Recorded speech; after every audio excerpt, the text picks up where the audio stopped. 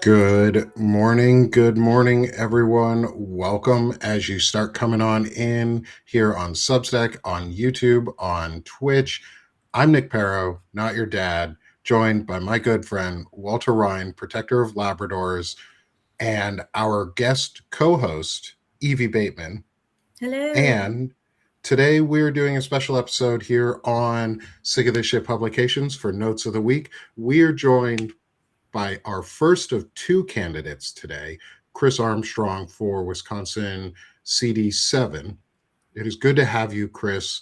Evie, good to have you too. Walter, it's really good to see you today. I'm going to hand it over to Walter real quick before we have Evie and Chris introduce themselves. Walter, I know. Good morning, my friend. It's good to see you. Yeah, good to see you. Thanks so much for being here. And I'm so happy to see Evie. We've done a couple of candidate interviews. And I just always, whenever I have a wonderful candidate like Chris on today, I just say thank you for being of the new generation of candidates who talks to regular people. Thank you. That is what we need. This is our government. We need to be represented. We need access. So thank you so much for being here. And I'm looking forward to the talk today. Likewise. My name is Evie Bateman. I am a former child care director. I had a career in there in that field, and I decided to leave about 4 years ago because I saw how education kind of took a turn. And now I'm a full-time writer and blogger. I met Walter through Substack, and we've done a couple of lives together, and I am really excited about helping him boost these progressive candidates because this is something that has become unexpectedly really, really important to me over the last few years. So I'm just here to help boost candidates and get their platforms out, and let's change the world one person at a time. Absolutely. So today we're joined by one of those candidates, part of the Courage for Democracy candidate group, Chris Armstrong. Can you introduce yourself for everyone and who you are, a little bit about yourself before we get into any questions today? Because Evie, just like you, and this is the first time I'm meeting Evie too, so this is really awesome. Evie, we'll have you back again just for a you episode where we get to talk to you for a while just by yourself, but this is really awesome. I'll have you on for something else too, probably. Chris, please introduce yourself, and then let's get into some questions today for our candidate who's got some courage to step up in this moment right now and run. So first off, thank you, Chris, for both running and for being here. And thanks, everybody, for having me. So I'm Chris Armstrong. I live in New Richmond, Wisconsin, in St. Croix County in the western part of the 7th District, which, as many may know, is pretty much the northern third of Wisconsin, with a little bit of tail down in the central area, down to the Mauston and Toma area. I am a IT consultant. My career is focused on something called enterprise architecture and model-based systems engineering, and we probably don't have enough time to get into all that. Oh my God, you and I need to just have a conversation on that because I was a senior DevOps engineer. Oh, no way. And systems design architect, and did systems and pipeline release design architecture. So you and I should have a separate conversation because that'd be really cool. We could geek out on that. Yeah. So I own my own IT consulting company. This is my third one. I've been in business for over 20 years, running it out of here in the basement in my house. Customers tend to be Fortune 1000 organizations, as well as federal and state government agencies. I grew up just north of here on the just across the county line in Polk County on the Apple River, as some may know, the inner tubing capital of the world. And went to school in Amory, Wisconsin. Graduated from there in 1982. Went to University of Wisconsin-Madison, found out that there were other things other than scholastic achievement to aspire to. So got a little distracted, had some fun, dropped out, a teenage dirtbag for a while, and then finished my degree at the University of Minnesota in astrophysics with a minor in mathematics. Perfect. And so, I got into this race, I was the first candidate back in April 2025, and it actually was started a little bit earlier than that, February 2025, where perhaps like some of you guys and people that are watching, When Trump was inaugurated and the flurry of, unconstitutional legal executive orders came out, and then Elon was again illegally taking a sledgehammer to the federal government, I was, doing my doom scroll and watching TV, but just going, what the heck is going on? Why isn't anybody doing anything? I mean, oh my God. And so I had to do something. And even though it might have been performative, it was also cathartic. So I made up, a sign, went down to the busiest intersection in town here in Richmond, which is the second biggest city in St. County, 10,000 people here, out of 100,000 in St. Croix County. And at the busiest intersection in town at rush hour, I had a sign, basically lock the crosswalks, voicing my opposition to this, and saying we should deport Musk, impeach Trump. But then as the April 1st election of Susan Crawford was approaching, I was like, I just can't sit on my butt like I've always done, and cross my fingers and hope it all works out. So what I did is, started to get involved in the local Democrat Party. Figured I needed to do more than, kind of minimal effort voting. Not to say that's, not important. Got to start someplace, but, pretty much have always focused on, voting in every, election up and down the ballot, primary, spring, fall, whatever. Putting up some lawn signs, maybe throwing some cash occasionally at candidates. Of course, it's a little ironic being on the flip side of that now. But I thought we had a pretty good shot with Kamala, in 24. So, did not want to leave anything, on the field. Didn't want to, again, take it for granted that it would all work out. So I felt I had to get out there and start helping out. And so, as started knocking on doors, talking to people, understanding, hearing their fear, frustration, anger about what was already going on. And then, as you may recall, Susan Crawford won handily by 10 points. And I was like, there's this thing coming up on April 5th, 25, Hands Off by Indivisible. And I'm like, maybe we could do something like that, and maybe more than me would show up. So created an event on Mobilize Saturday, and this was 3 days before Saturday. Saturday morning, 95 people had signed up, and 250 people showed up. Wow. Including not just Democrats, but also independents and Republicans. And so that's kind of how I got into it. Then decided to start a congressional campaign. It's going to be a tough challenge here in the 7th District. As you may know, Wisconsin's considered one of the more gerrymandered states and has been since 2010. But I think we got a heck of a chance. I mean, see what happened with Chris Taylor's election, last month. Upwards of almost a 20-point swing. And I've talked to numerous Republicans and independents that are pretty upset with the way things are going. Yeah. And I think, anecdotally, I think we might be 5-7 points away. And I think my prognostication is based on, past returns, which of course do not guarantee future results. This administration knows no bottom. It's just going to get worse and worse and worse. Yeah. The more unpopular Trump gets, the more desperate he's going to become, and the more dangerous he's going to become. And it's not like one day he's going to wake up and be FDR, right? Some new deal that revitalizes the economy and turns things around. So I think by the time we hit November, his approval is going to be really low, and we got a heck of a chance. But I do think it's important for us to take a step back and say, well, it's real easy to focus on a single person as being the root of the problem, but that's actually not true. I mean, there's crazy people everywhere, right? Right, left, middle, Christian, Jew, Buddhist, whatever color your skin is, whatever your culture is. But the whole point of at least the political party system in the United States is to not let those people attain power. And people that have failed us are the Republican Party. Yes, because they can stop this any time.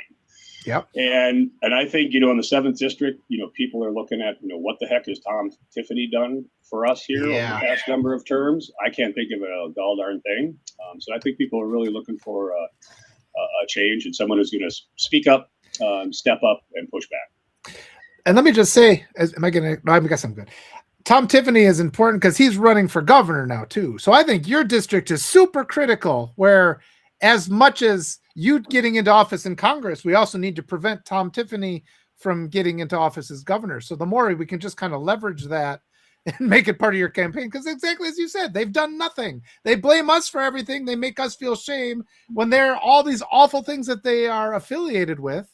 And, you know, just not giving up on this Epstein file and how they've just protected and enabled those groups. So I think you're doing. Also, I just wanted to add, I've talked to Ginger Murray a couple of times, and I understand you guys are kind of doing a cooperative campaign. What I think, yep, we're doing a lot of collaborative events. Awesome. I think that's the best idea ever. We need these primaries, but we need multiple Democrats working together. I think that's fantastic. That's a model we need to see everywhere. Yeah, and a big part of it is, you know, we're you know, even between Fred, Ginger, and I, we're going to spend no time attacking each other because it's not a good use of time, not a good use of resources, and we all want the same thing. We want this seat to flip. Of course, 100%. We all think we're the better candidate. That's what the primary is going to find out. But we need to present a united front and bring people together. Perfect. Questions, guys? I'll let you guys have. I've been chatting away already. I was just going to say that's what I see, in the Democratic Party is, we've got like the centrists and the corporate Dems that are attacking grassroots Democrats. And it's like, we need to win, but we need to win. That is the most important thing right now, because that's what Republicans do. Republicans, they might not like each other, but they work together to get the win. And at this point, we just need the win. And we need to, I think people, as long as they are informed and they have visibility right now, centrist Dems and corporate Dems, they're taking visibility away from grassroots candidates. And if they just had the visibility, which is kind of the whole reason why I'm even on this podcast right now, is because I want to be part of boosting these people up to get the visibility, because we're literally fighting in our own party. Right. Yep. And I appreciate that perspective. And when it comes to, again, a lot of the traditionalist, people that have been in office a long time, which does bring up, the question of whether term limits might not be a bad idea to, keep fresh blood, fresh ideas through the Congress. I'm sure, Chuck Schumer and Hakeem Jeffries, I'm sure they're nice guys. I'm sure they've been effective legislators, in their time for a normal course of business, but they are not reading the room, man. They are not the guys, for the moment. And we need to act even more than just an opposition party. We need to be dissidents.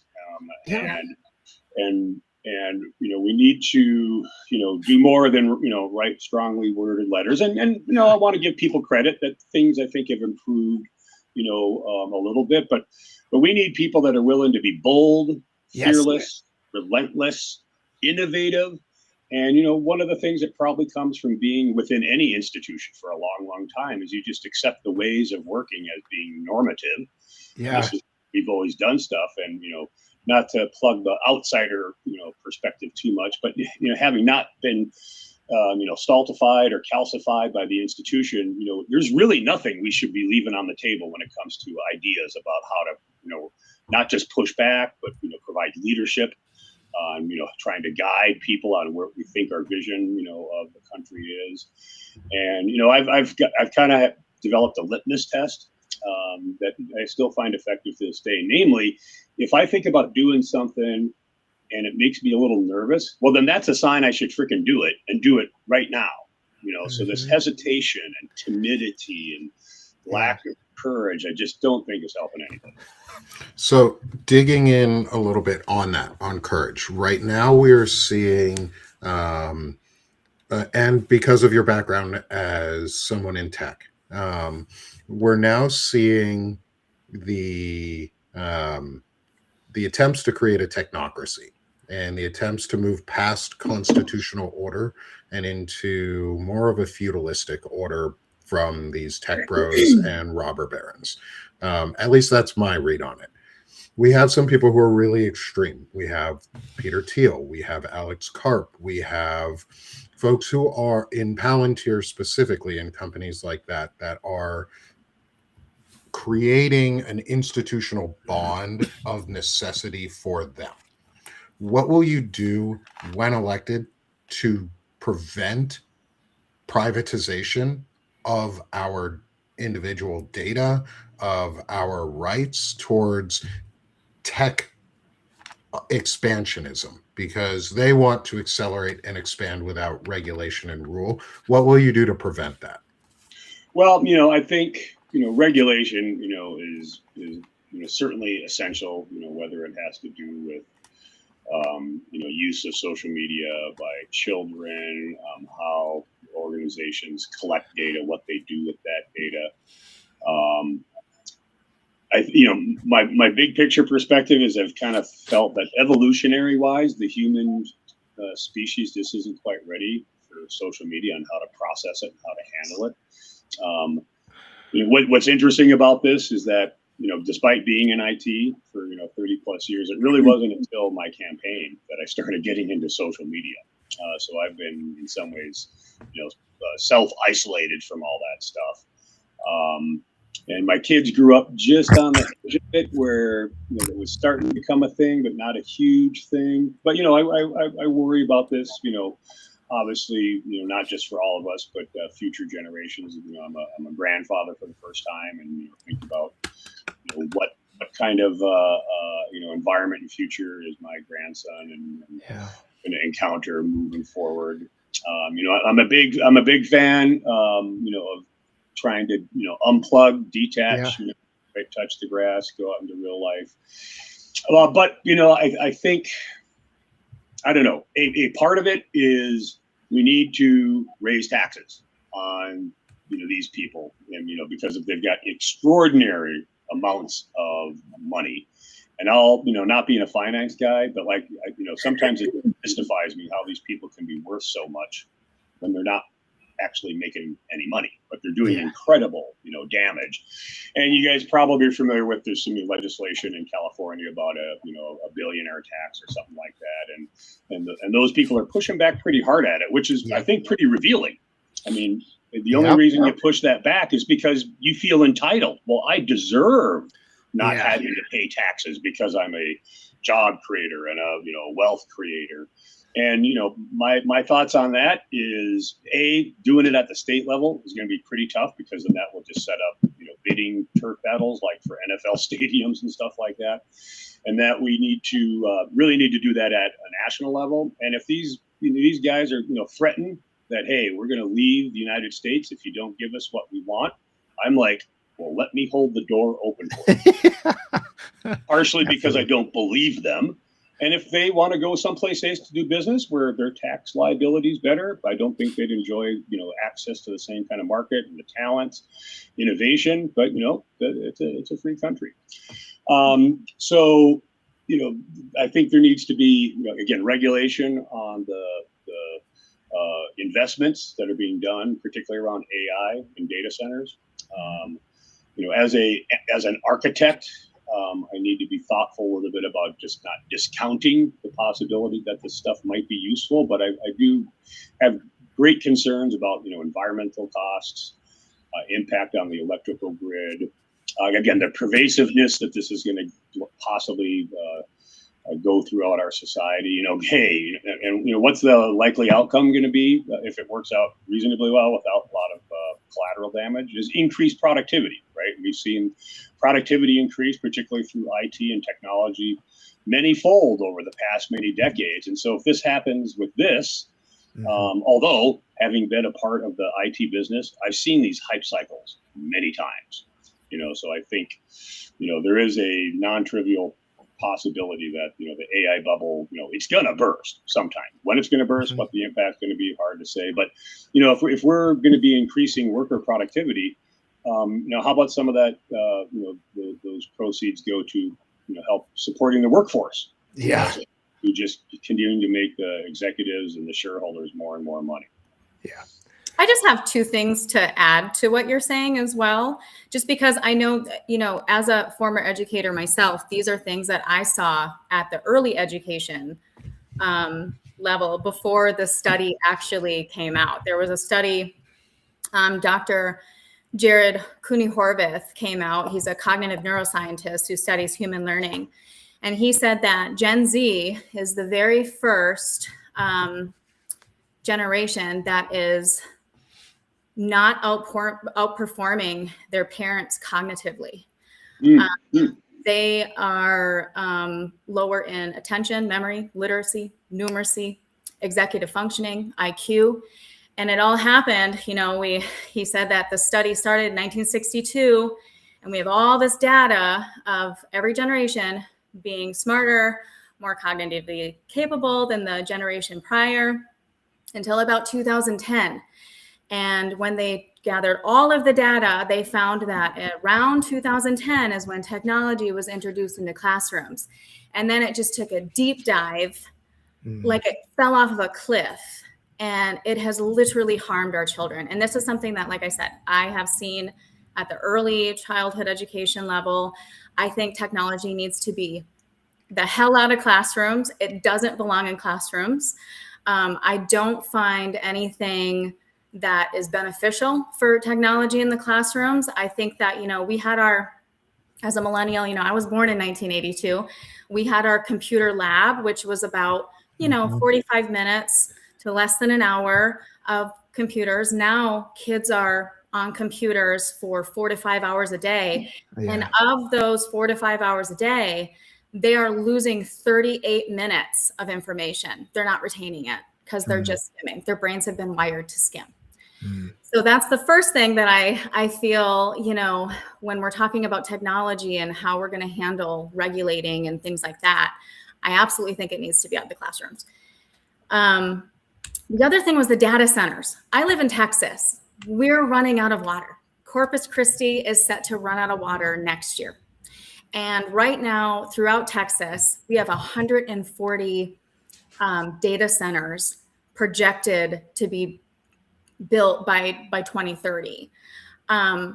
This is detrimental for the environment, and this is happening countrywide. This isn't just like Texas is kind of like a, they're killing the state pretty much. I mean, we're running out of water everywhere. So how is that? And in Wisconsin, what are you seeing? And I don't really follow politics in Wisconsin, so I'm not really sure kind of what you're seeing on your end, but how are you going to address that? Because that is something that is a real problem, and if you're not seeing it now, it's coming.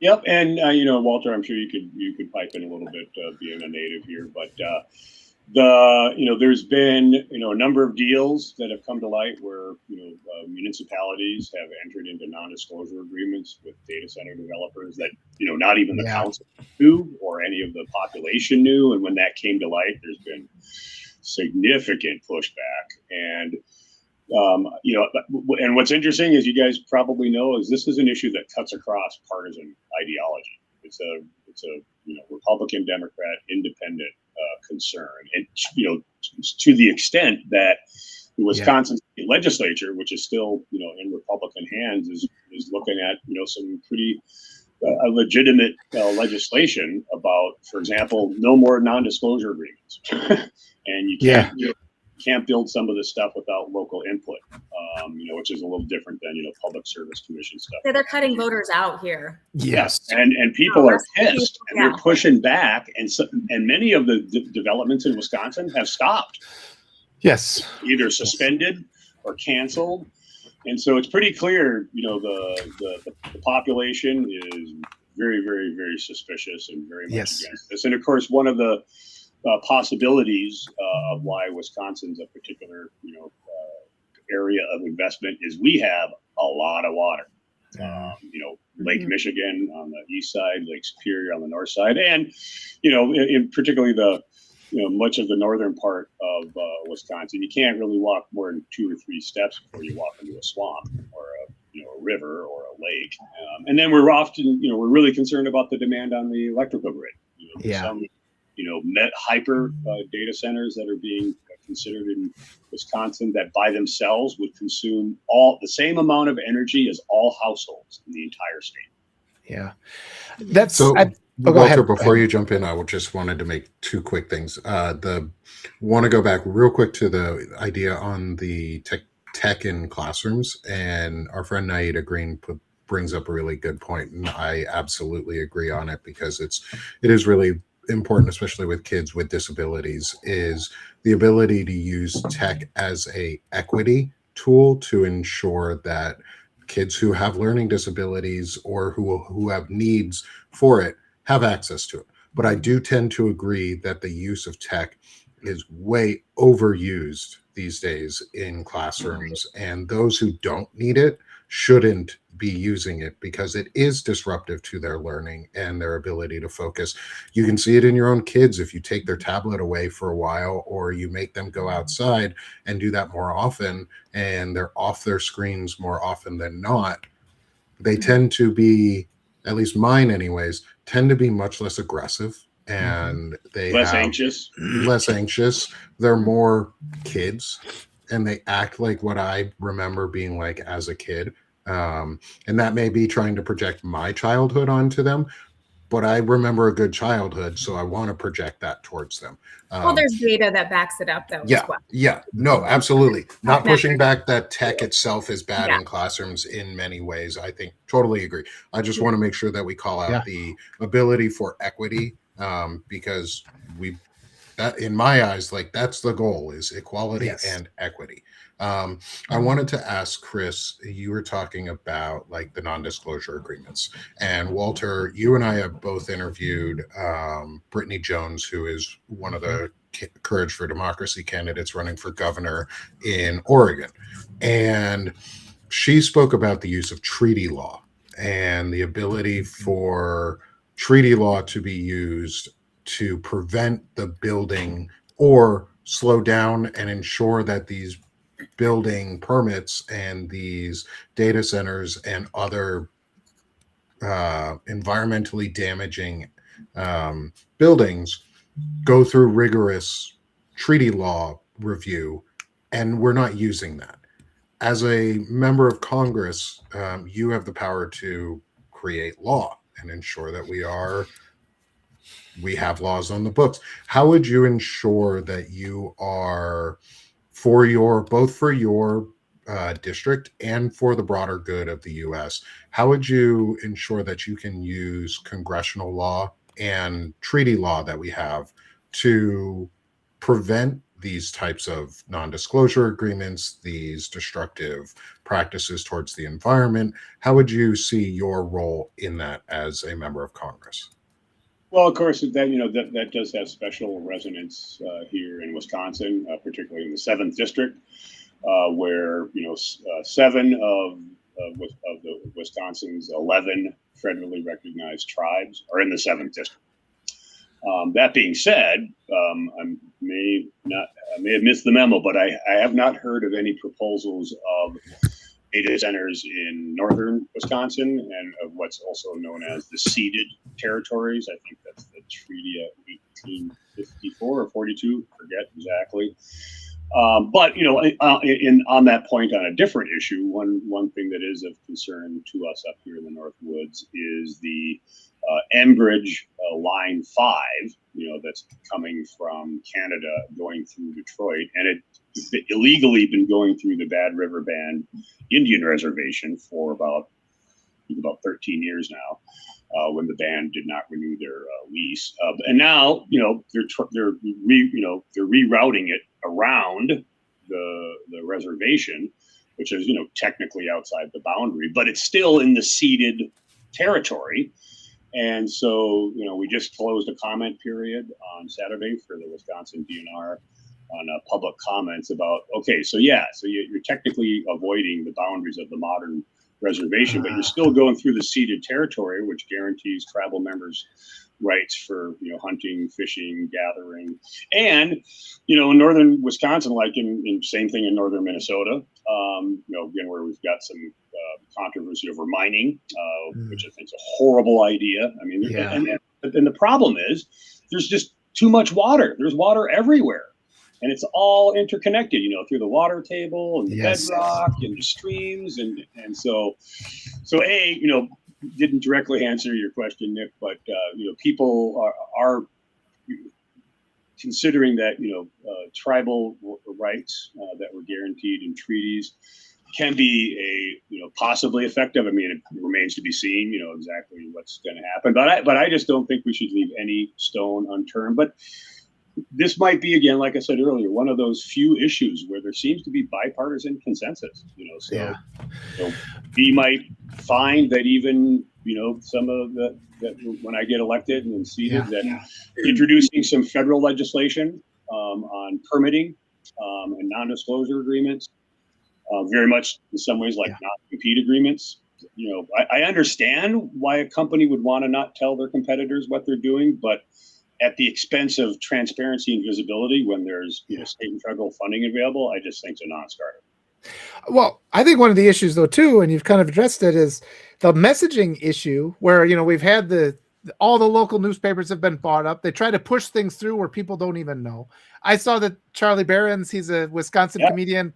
He was up giving, and he's been really good. I actually reached out to him to try to get him to talk because he has this like Northern Wisconsin persona, but he's just like, these data centers are a problem. And the fact that they hide them, and this is where I really kind of have a problem because the Democratic Party in general, and, and you're in Congress, and getting back to what Evie was saying before too, everything has been turned into scrolling where people don't read anymore, and we have malicious algorithms. You're seeing some classrooms where they're like, well, we have to get, our phone out of the classroom, but then the kids are still sitting there scrolling in their free time. And it's just like, to such a large extent, we've conceded messaging, and we allow Republicans to control these messages. What can you do in Congress to just emphasize more visibility for rational ideas? And I mean, part of it is you have to come onto this platform and talk to us because we get frozen out in so many different spheres. You see all these bigger platforms, all they want to do is talk about the latest thing that Marjorie Taylor Greene said. She's not even in Congress anymore, right? And it's just all these things that are distractions. We are talking about important issues and we barely get any visibility. So what are your thoughts there?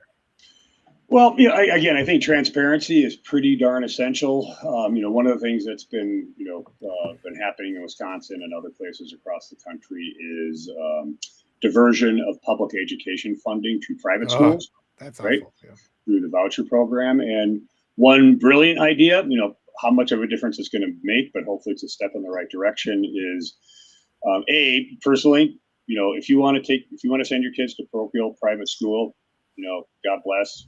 All the power to you, but that should not, you should not be siphoning any funding off of public education, particularly given how forefront education is here in the state of Wisconsin and its founding and constitution. But what municipalities have been starting to do is pass ordinances so that when people get their property tax bills, they see a line item that says, this is how much of your property tax went to fund private schools. So just an illustration of how can we start to try to break through this a little bit.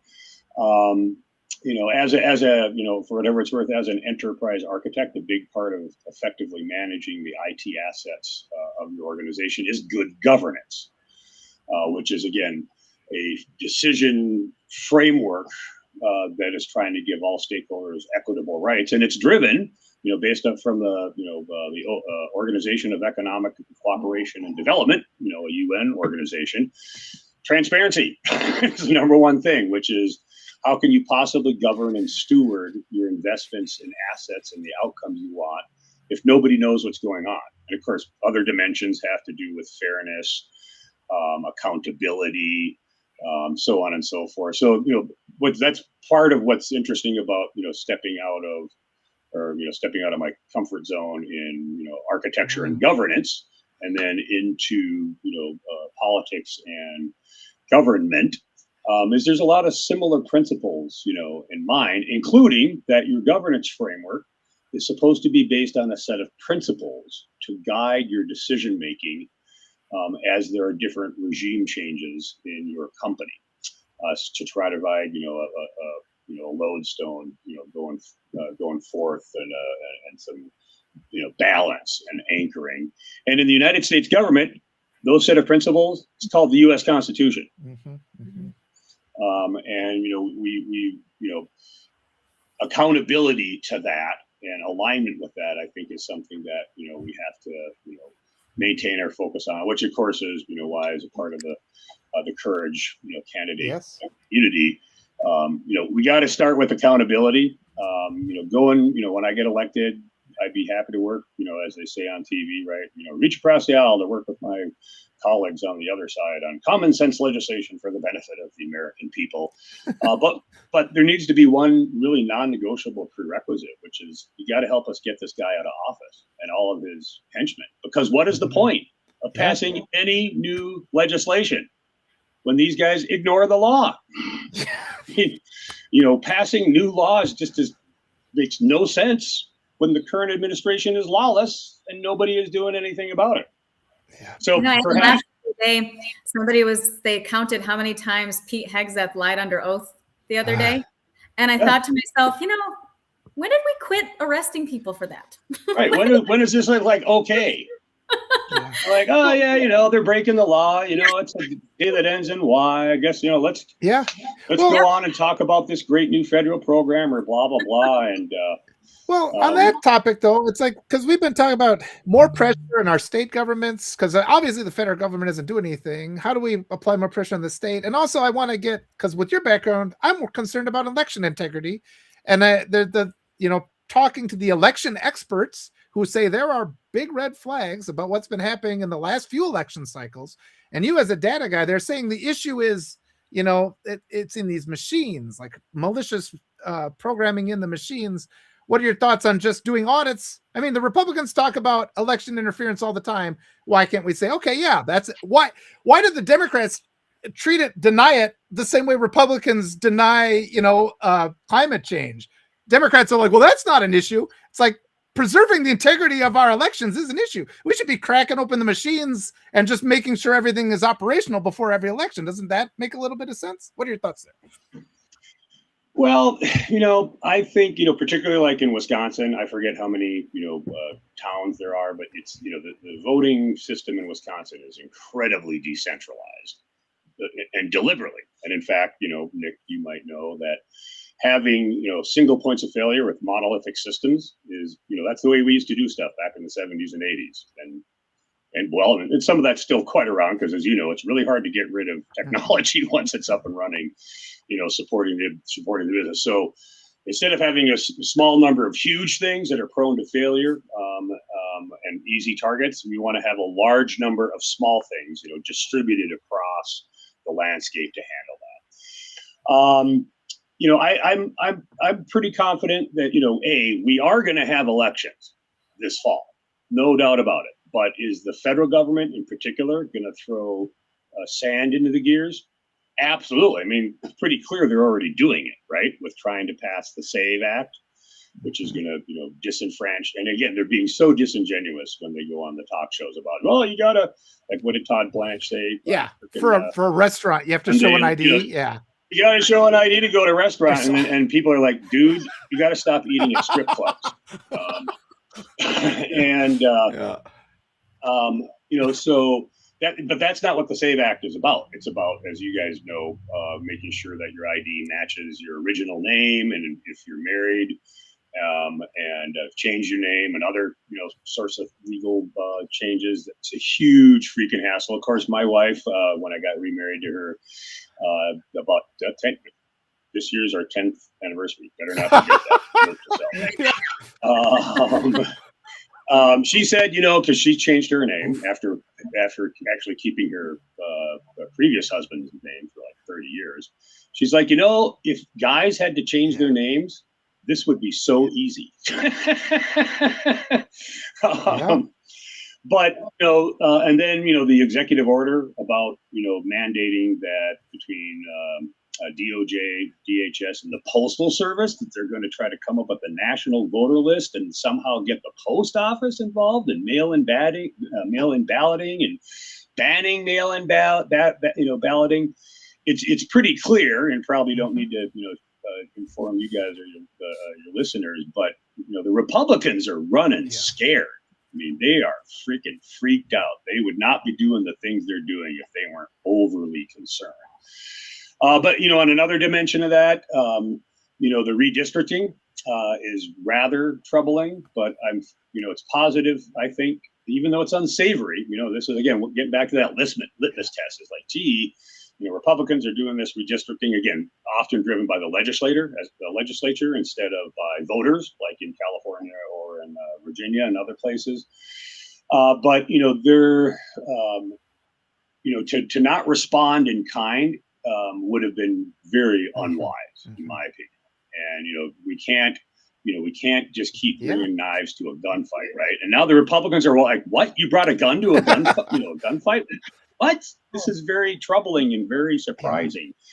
And I'm reminded of a quote by Dwight Eisenhower, who said, in trying to understand and solve a problem, I find that it's actually better to make the problem bigger than trying to make it smaller. And what I'm hoping that happens, even though it's unsavory, I don't like it, but it's the right thing to do, is that if we do this, and both parties just get into a gerrymandering redistricting war that everybody gets pissed off about, and including Republicans. And I'm not sure that Republican voters are happy with it. Republican politicians are all for it, right? So there's a lot of things that we need to focus on and trying to make. Again, elections need to be secure, but there is no empirical evidence that they are not secure as it relates to undocumented folks voting and stuff like that.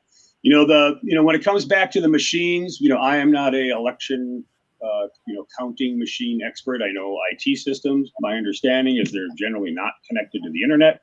They are regularly audited. I think it was in Clay County, Georgia, it was also Tina, what's her name? Tina Peters in Colorado, went in to try to find some stuff, broke state election law, and she's been sentenced to jail, and Trump issued a pardon for a state offense and blah, blah, blah. So I think, the remedies that we need to focus on, in my opinion, is we need to make voting as accessible but still secure. One dimension towards that would be to make at least federal elections national holidays, right? That's the way it works pretty much anywhere. Expansion of mail-in voting, but that's really a state thing. But the federal government, is clearly exposing their paranoia about what's going on. Where, for example, in neighboring Minnesota, they have been demanding to get the voter rolls as a part of a gangster intimidation, extortion, protection racket. Like, hey, we'll stop killing your people through immigration enforcement if you give up your SNAP and Medicaid rolls, repeal all of your sanctuary city policies, and you give us your voter rolls. I mean, it's very disturbing. So I don't think the machines and stuff like that are the biggest issue. When there's really quite a bit more that we can do, and we need to push back on. Just the fact that people need to vote. I think we're also pretty lucky in this part of the country, Minnesota, Wisconsin. We have generally pretty high voter turnout. I think it's in the mid upper 80s. But that's going to be a big part of, I think, Dems being successful this fall is getting the people out that sat out for whatever reason. I think Republican turnout's going to be diminished in some ways. And then I think there's going to be a lot of independents and Republicans that are going to vote Democrat. So I did look it up a little bit for the congressional district. And I could be wrong based on some of the vote totals that I gathered. But I was looking at it, and between the two major party candidates, 58% of your current district voted between those two major party candidates. And that's even if that's the low end of voter turnout for your district specifically, that's still pretty high in this country, is over half of the... Yeah, it's still at 58%, we could definitely do a lot. Yeah, that's encouraging. My question there is, with that number, there's 42% of the voters that did not, or eligible voters possibly, and there's a lot of crossover. You were talking about reaching people who are on the other side of the aisle, because progressive policies are common sense. They're simple, common sense ideas. And a lot of people do support them when you strip out the political bullshit that is thrown around and the hate and the hate driven policies and hate driven politics. What do you advocate for to help you get across the aisle and reach those in your district? What are you doing to reach those in your district who are either non-voters from the last election or those who voted across the aisle and are willing to look at someone new? Or is it too early for you right now to be trying across the aisle? Is Wisconsin an open primary, I guess is my question on that too. Yeah, it is. It is an open primary, so that is something to be mindful of. But, you can only do so much. And, I am focusing predominantly on, progressive or Democrats as a whole and independents. But, I've had, interactions and sometimes unsolicited. There's this one guy up in the North Woods, blue collar guy. He's, sent me an email via the campaign website and said, and this was back in January where things were really horrible in Minneapolis, St. Paul, which, as Walter knows, St. Croix County, we neighbor Minneapolis, St. Paul. So there was overflow of that into my local area in a real noticeable way. But he was like, so what do you think of President Trump's leadership and how ICE and CBP are, doing their thing? And the way he worded it, I was like, I couldn't quite tell if it was left leaning or right leaning or in the middle. So he was pretty kind of deadpan with it. And I said, well, when it comes to Trump's leadership, not a big fan. And when it comes to ICE and CBP, really think we need to hold people accountable that regularly violate people's First, Second, Fourth, Fifth, Eighth, 10th, and 14th Amendment rights. And the guy emailed me back and said, that is exactly what I wanted to hear. Perfect. I am a Republican who voted for Trump twice, and I just cannot believe what is going on. And I just, at my wits' ends about what's going on. So that's a means to get to what I think is a unifying thing. There are some people that think it might not be the right message, but we got to follow the freaking law. Yeah. And, as you may know, the Republicans have long claimed, and I don't know how they got this designation, to be quite honest. I'm sure there's some history behind it, as the law and order party. Maybe that was true back in the 60s and 70s. I don't know. But it sure as heck isn't today. And the same thing about, the Republicans owning, the idea of supporting veterans, supporting the troops and patriotism.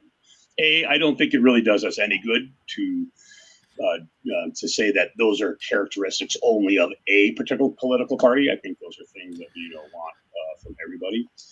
I think the other thing up here in the North Woods that resonates pretty much across partisan ideologies is the environment. Mm-hmm. Again, the 7th district's the most rural district in Wisconsin. It's like 58% rural. You get up into the Northeast and it's just a lot of trees and a lot of lakes. But that's one of the things we like about it. And that's one of the things that a lot of people that don't live here like about it. So, tourism is a huge, it's not the top industry. I think manufacturing still number 1. I think eggs 2, but I think tourism might be 3, or healthcare. So, but it's in the top 5. And it has to do with our pristine wilderness, the forest, the rivers, the lakes, Lake Superior, just an amazing, place on this planet Earth with, 1/5, right, of the world's fresh water.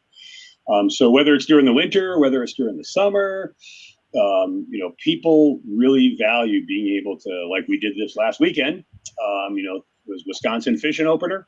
And, I got out up on the Chippewa flowage up in Hayward, and man, it's just so beautiful up there. I didn't catch any fish. Yeah.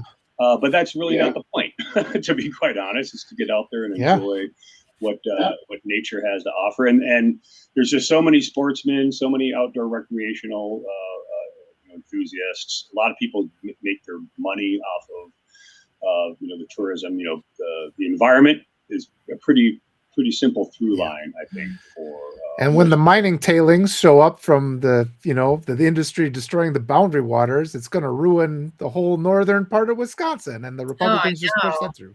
Yeah. And that decision was just so troubling. I mean, and I don't know about you guys. I've had the privilege of going up to the boundary waters a number of times. It's heartbreaking. It's so freaking cool. It's a unique place, unlike any place in the earth. And northern Wisconsin's a close second.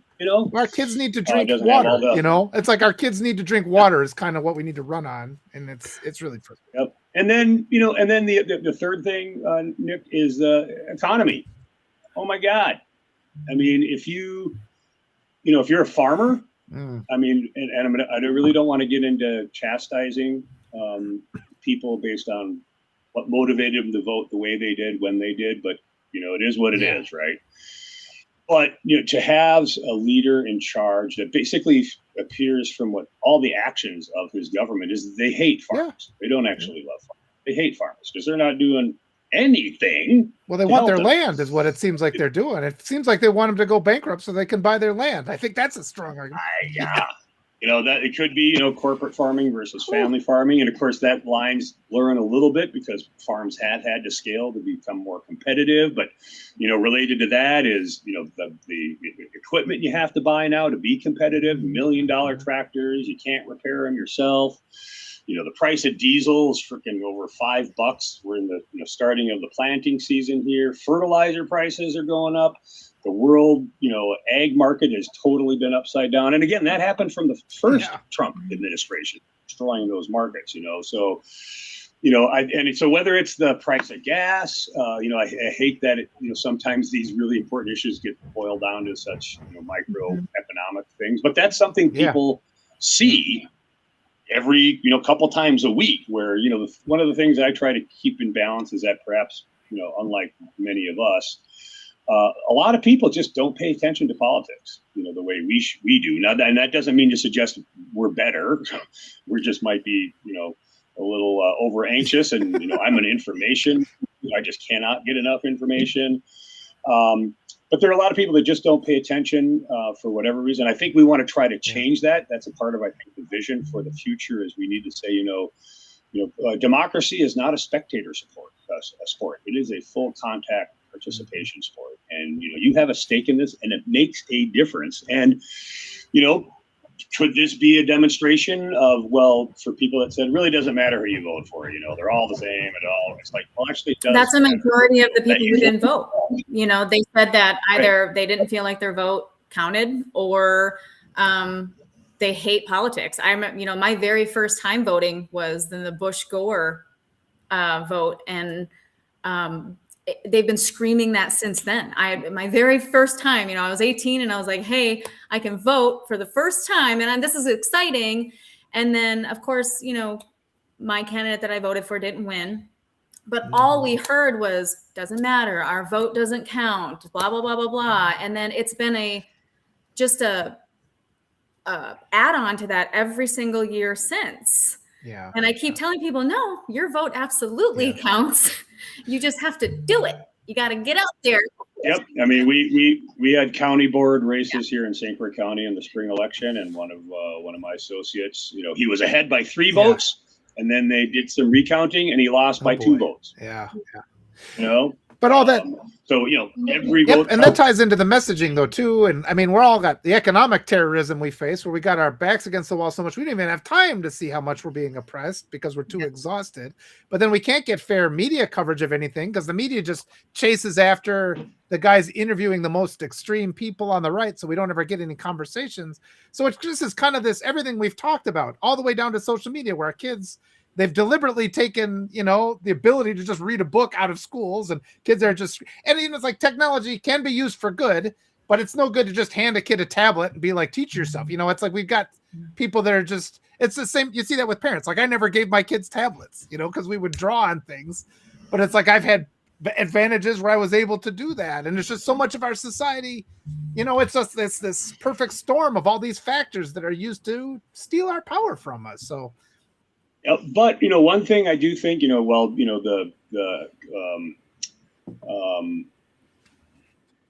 the consolidation of legacy media, alignment with the the right side is disturbing. I think if we look at like CBS, it doesn't work.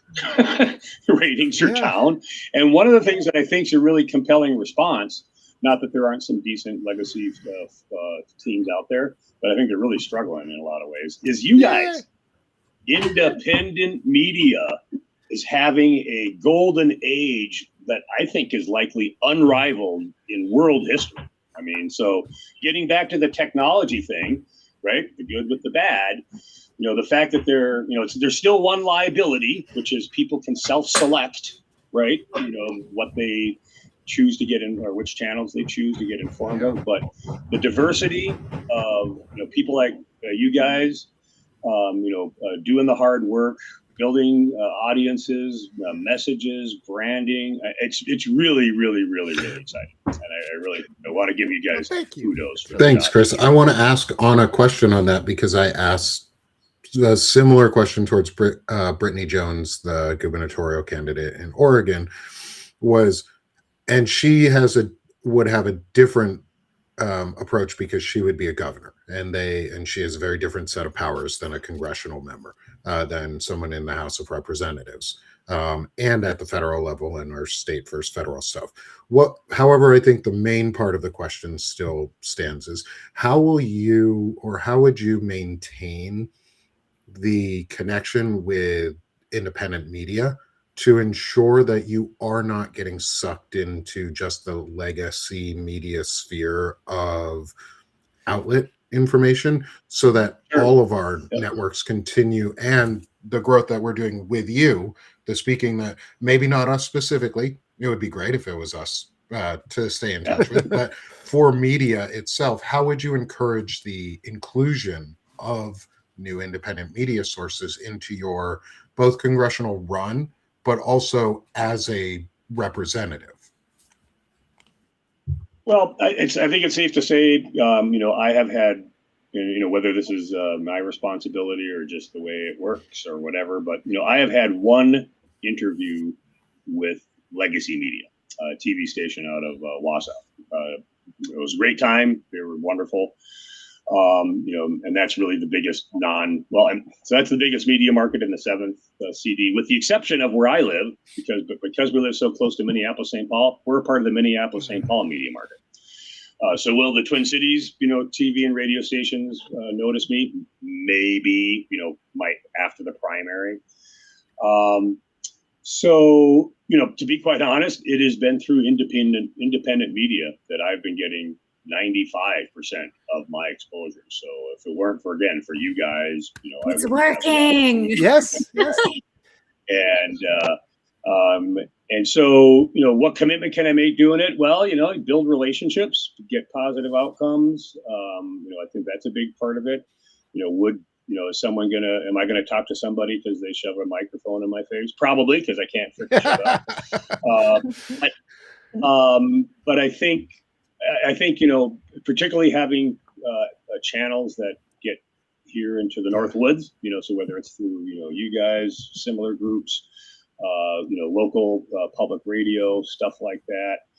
Plus, being present in the district and being committed to, roving around the region, which is larger than the country of Denmark, and connecting with voters in real life. So I think the IRL part of this, I also think can't be understated.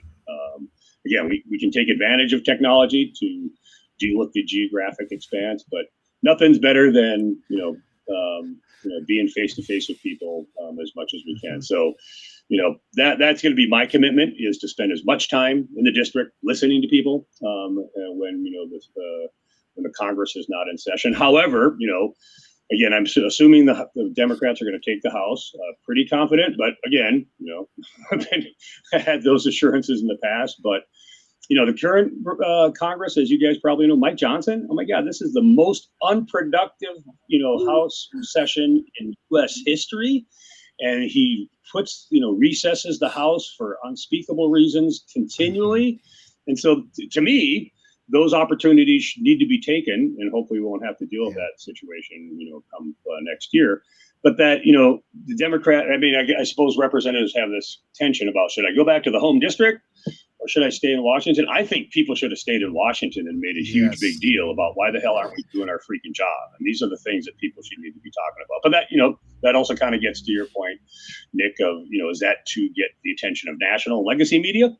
Or do we need to, think about leveraging more novel, modern channels? What's your webpage? Your webpage real quick? Yeah, so the website is armstrongforwisconsin.com. Okay, perfect. And I'll actually put a QR code of it. Oh, perfect. We've had a little QR code in the corner, but I'll hide that one. I got this picture off of your webpage itself. So Chris Armstrong for Wisconsin. Yeah, every time I look in the mirror, I'm like, I get that same feeling. Yeah, I know what that. And Chris, I wanted to, before you left, obviously I want to give you a moment here I'll put you just full screen for a second, give yourself a pitch to close yourself out. Sure. But I want to have Abel Chavez, our other interviewee, come on afterwards with you to be able to introduce and cross-pollinate platforms, because he's not a Courage, unless I'm mistaken, Walter, he's not a Courage for Democracy. I can't remember if he is or not. I don't remember if you are. Abel, I looked you up and I couldn't find you on their webpage. However, I want to encourage you to become one, and we'll talk about it maybe as the show goes on. But Chris, I'm going to give you here a moment to platform yourself and your candidacy and what you're running on. And then if you have just a couple minutes after that, we'll bring Abel on and introduce the two of you so we can help build this network of candidates who are trying to make change for America and do something good for all of us. Right. So, Chris, take it away. I'm going to make you full size here, and I'm going to mute the rest of us for a moment and give you a couple minutes here to put your message out on what you want your voters to be able to hear. Well, thanks again, guys, for the opportunity. Trying to boil it down to a 6-step process. We got to continue the resistance. We've got a long way to go till we get to the November elections, and a lot of horrible things are going to happen that we got to push back at. We need to retake the Congress. That is almost certainly going to happen in the House, and I think every day Senate gets better and better chances. We need to remove Trump and the other people that are in office, to remove the obstacles that are in front of us. And then we need to restore democracy. And I used to have my 5th one being rebuild America, but I'm thinking we need to think about a different tact on that, which is to reimagine what America is going to be for the next 250 years. And then the 6th step is we got to do some reconciliation. We got to hold these people accountable for the sake of our history and the people of the world, that we just do not find this conduct acceptable.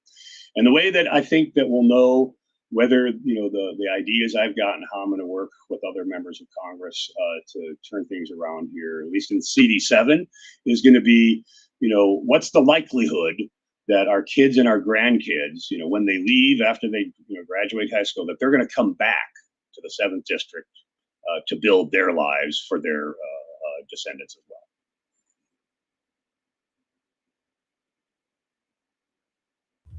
well. As I unmute everyone here, Chris, thank you so much for that. Oh no, we lost him. Okay. Perfect. And we've thank you so much. Thank you so much for that wonderful message there too. I'm going to bring Abel up top here for us also. Thank you for being here. First off, again, thank you for being here with us. I appreciate you coming out and speaking to us and our audience and those who are trying to make this happen. Like, we want this to happen. Evie, thank you for joining us so far for this conversation too, and being a part of it and asking some wonderful questions with us. And now we have a new candidate coming on with us, Abel Chavez, candidate for Congress of, it's California 48, I believe, is your district. And Abel, I wanted to give you a moment to introduce yourself and also to meet Chris, who is a Courage for Democracy candidate out of Wisconsin CD7, and hopefully begin creating a network, another new connection and network for candidates to meet off of. So Abel, welcome. It's good to meet you. Do you mind introducing yourself real fast before we get into any of the conversation? Oh, we cannot hear you. Oh, hit the. Oh no! Does that sound better? Yep, Yes, we got you. there we There you go. go. We got you. So is it a quick one or the full, the Let's thing? do a quick intro, and then we'll give you once you and Chris have met a little bit, and he's Chris will be off here soon. We'll let you do a full long intro for yourself. Okay, yeah, of course. So my name's Abel Chavez. I'm running in CA 48. Perfect. That's the quick fast. Awesome. I love it. I love To meet you, Abel. Chris Armstrong from northern Wisconsin. And just for my ignorance, Abel, where is the 48th? What kind of locale? It's in Southern California. Yeah. you guys will be calling like- soon, I hope. Yeah. Yep.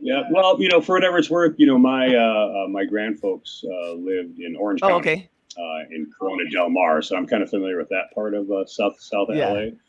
Yeah. That's like I'm like, depending on traffic, depending on how the 91 is, probably like an hour and a half away, maybe sometimes an hour if I can muster it. Yeah. So, Abel, a question for you: what brought you into this campaign, and what's your background? Yeah. We've got Chris here, who's a IT specialist. I'm going to say that at least senior IT, did a lot of tech side, and understands the tech field. Let me just say, does Chris have yeah. to go? Are you still good, Chris? Chris, are you good for a moment? I probably should go, but I can hang for a couple Okay, if more you have minutes. to go, just wave and you can take off, and we'll know. Yeah, we don't want to hold you too long. Yeah. But Abel, what brought you in? And sorry, I got your name wrong in the No. beginning. It's Abel. Yeah, no, it is Abel. So if you speak Spanish, it's Abel. Amen. But if it's okay. Abel. But if it's in English, you're saying it's Abel. Yeah. Okay. So you're- Okay. yeah. I like getting people's names right because people always screw mine Identity. up, and so No, you're good. I want to make sure everybody has their names right. So, what is your background and experiences that brought you into this race? So there's I feel like I never explain it this way, right? But this is my first time explaining it this way. So let me see if it comes out right. But so first, I'm a teacher, so that's my main thing. So physics and chemistry teacher. But also, I'm also a business broker, so I help business owners retire. So when a business owner is like 65 years old, sometimes they don't have someone to take over their business, like their kids don't want it, and they're either going to let it go, and they're just going to just retire, and they have no way of getting out of it, right? Or they just die with the business, and this happens so many times. So what I do is I find, and I do this like super ethically, I find a young local entrepreneur that wants to take over that business. I train them. I give them all the resources they need. I give them everything that they might encounter. I find them like bookkeepers, payroll, all the stuff that they might need so that they can run the business efficiently. And then I get them, whatever, like a loan so that they can help the business owner retire. And then the business owner retires. They ride off into the sunset. The business owner trains the buyer. And then now we keep a business alive, a small business alive, and we can actually make them outcompete big business. So that's super important to me to keep the small business economy strong. Perfect. Yeah. Oh, awesome. Well, and maybe I'll bow out just because I got a gun out. But Abel, maybe you and I should talk. I'm 60, got my own IT company. I love what I do, so I love that. So I'm fortunate. Maybe I'll do this for the next 20 years. But the key thing is I don't want to have. Exactly. And then sometimes if $1 million comes by your side, you go, oh, that sounds like a good good exit, right? Yeah, absolutely. You worked hard. Oh, well, Awesome. Chris, thanks again for joining us, and I'm so glad we started this connection. We will make sure that we pass along information between the two of you so you can get in touch. Because this is fantastic. So, Chris, thank you again for joining us. Thank you for being here. Thanks so much. Thank you, Chris. We'll talk with you soon. And best of luck, Abel. Yeah, we'll talk with you guys soon. Bye-bye. See ya. And so, Abel, as we He can't figure out how to get out. There he goes. There we go. As we'll move you to the front to the first spot here is Yeah. Abel. Let's get to a long intro now. For you is you started introducing yourself a bit about your chemistry and physics teacher, which is amazing. I loved chemistry. I was really bad at physics. I couldn't get it. It just wasn't my thing. And you talked about your business and what you do and how you help others get out of or be able to retire. So tell us about yourself and what motivated you to now run for Congress in California. Yeah. So real quick, that tidbit about the chemistry and the physics thing. Actually, I like the concept of physics. I don't like the math as much about it. But I mean, we'll still, That's I fair. mean, because it can just get, it can, like, Yeah. I'm here that you can just keep going, you know, it just keeps getting harder and harder. So I was an English major with a physics minor, so I know exactly what you mean. I wasn't in the class to do the math, but I had new approaches to things. So yeah. Yeah. I love it. I was just like, man, this is just like, it never ends. Like it just keeps getting harder. But the chemistry part, you know, what's funny about that one, I felt like more natural about I felt more natural about physics. I actually got a C, and I'll be honest with you guys. I got a C in chemistry in high school, and I was so upset about it that I was like, I'm going to learn chemistry and I'm going to teach chemistry because like, I can't do that. I can't be bad at things like that. So that's why I became a chemistry teacher. So it just goes to, you know, a little bit about me. I don't like being bad at things.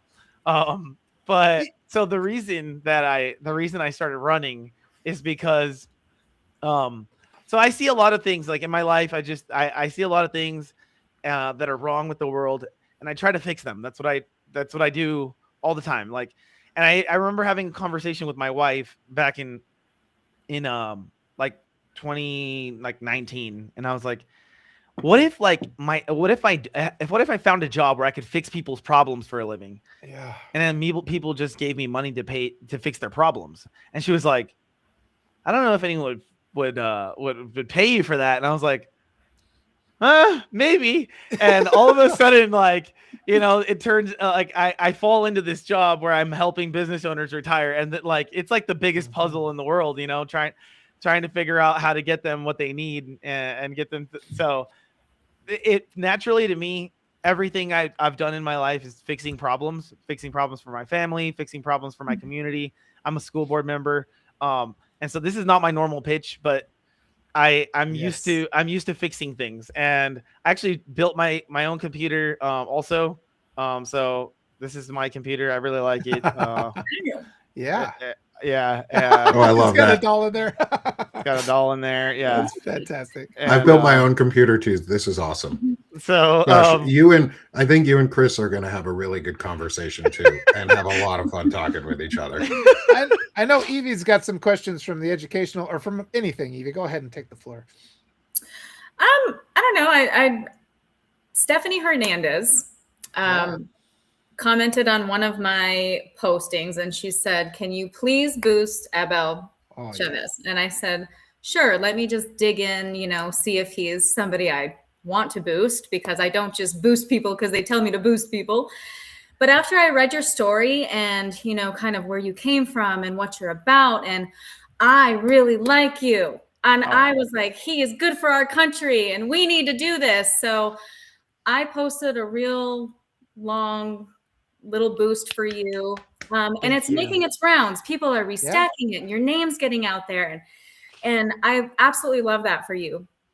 But as an educator, I'm not in education anymore. You know, I got into education because I said, where can I make the biggest difference in education? Because honestly, I didn't have the patience for elementary. I absolutely didn't have the patience for middle school or high school. So I said, I want to work with 0 to 5. That is the most important part of a child's life. It's literally setting the building blocks for the foundation for their entire lives. I want to be part of that. That's where I feel like I can make the biggest difference. I'm sorry, you said what age? What was that age that you 0 to said? 5. 0 to 5. Okay. Early education. Yeah. Yeah. So, I started small and then worked my way up, front office manager, business owner, assistant director to a director. And when I finally got to the point where I could start making decisions and I could kind of run the machine, not just be a part of the machine, I was really discouraged because I felt like I was fighting against a current constantly. And I see you nodding. Like, I think that's every educator's nightmare right now. But one thing that I noticed was, as I got further along in my career, everything became corporatized. And it was no longer about the kids. It was about how can we make more money? How can we draw more revenue? How can we do this? And it just wasn't about the kids anymore. So I dug in deeper. Brain development is something that has always been my special interest. I absolutely love it. And I will read every single paper I can find on it. But a new study just came out by Dr. Jared Cooney-Horvath. And he has a written testimony. You can find it online. He went before Congress to talk to him about this. And he said that, there was a huge decline. Since 1962, everything went up, up, up, up, up. Generations were smarter than the last. They were more cognitively capable than the last. And then all of a sudden, 2010 hit. Okay, so what are your thoughts on that study? Because I already talked about the study earlier, but it was so validating for me because I'm sitting here as an early education director and I'm seeing it from that building block, from that early stages of life. I saw a huge difference. And I used to hear, my teachers saying, the kids are different. And I'm like, no, the environment's different. Something's changed. The kids are the same. Yeah. The environment has completely changed. And it was the introduction of technology that did it. I didn't start noticing it until like 2016, 2017. That's when I really saw the decline in real time. And then by 2022, I was like, I'm out. I cannot be a part of this machine anymore. I can't do this anymore. So as somebody who's an educator and somebody who's, I'm sure you've seen the same things going on with students, how are you going to regulate that and legislate that and bring that to light and educate, your constituents and saying like, hey, technology is great, but it's not great in the classroom when it comes to this, this, and this. Now, it's certain technology. I know there was somebody who had mentioned earlier that, technology has been great for special needs and things like that. And I don't think that's what the study was. I didn't read that was part of the study group. That was, I think it was just general education. But there is some technology that is okay, but I'm talking about general in the classrooms, children on computers, 4 to 5 hours a day. What say you? What say I? No, honestly, like literally what you said, it's like verbatim. Like it's about the money. Mm-hmm. They get what's called ADA. So they get like $92 a day just so that a student shows up, and they don't care if the student learns because the student showed up. And that's what it's all about. And then all the money is going, we got more revenue. Perfect. Let's hire more administrators.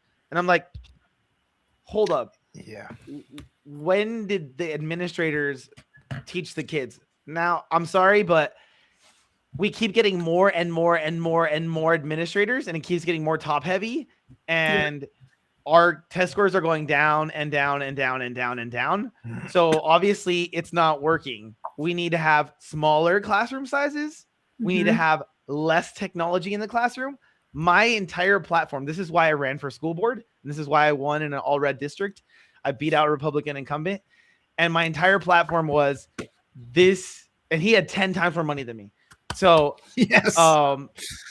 And we did it the smart way. I mean, we did it the nerd way. Like I was, they did it the old way. They had their signs. I had my signs too, to be fair, but he had a lot more signs than me.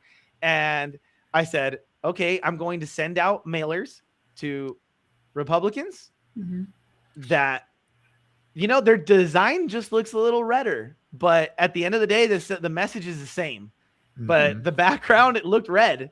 So I sent it to Republicans, and then, and Good job. and then I sent the other one. It's the same message I sent, and I had it look blue, and I sent it to Democrats, and I sent it out, and I sent out text message blasts, and I sent out email blasts. I got everybody's information, and I won. I beat him, and everyone was like, and they told me, there's no way you can win. Like, who are you? And I said, watch. So I love that. So I was like, all right, I'm sitting on a board with four Republicans. Well, how do we do this? And so, like, my first thing was, I'm gonna not piss them off, because the moment that they see me as the enemy, then they're not gonna try to work with me. Right. So I knew when to pick my battles and when not to pick my battles.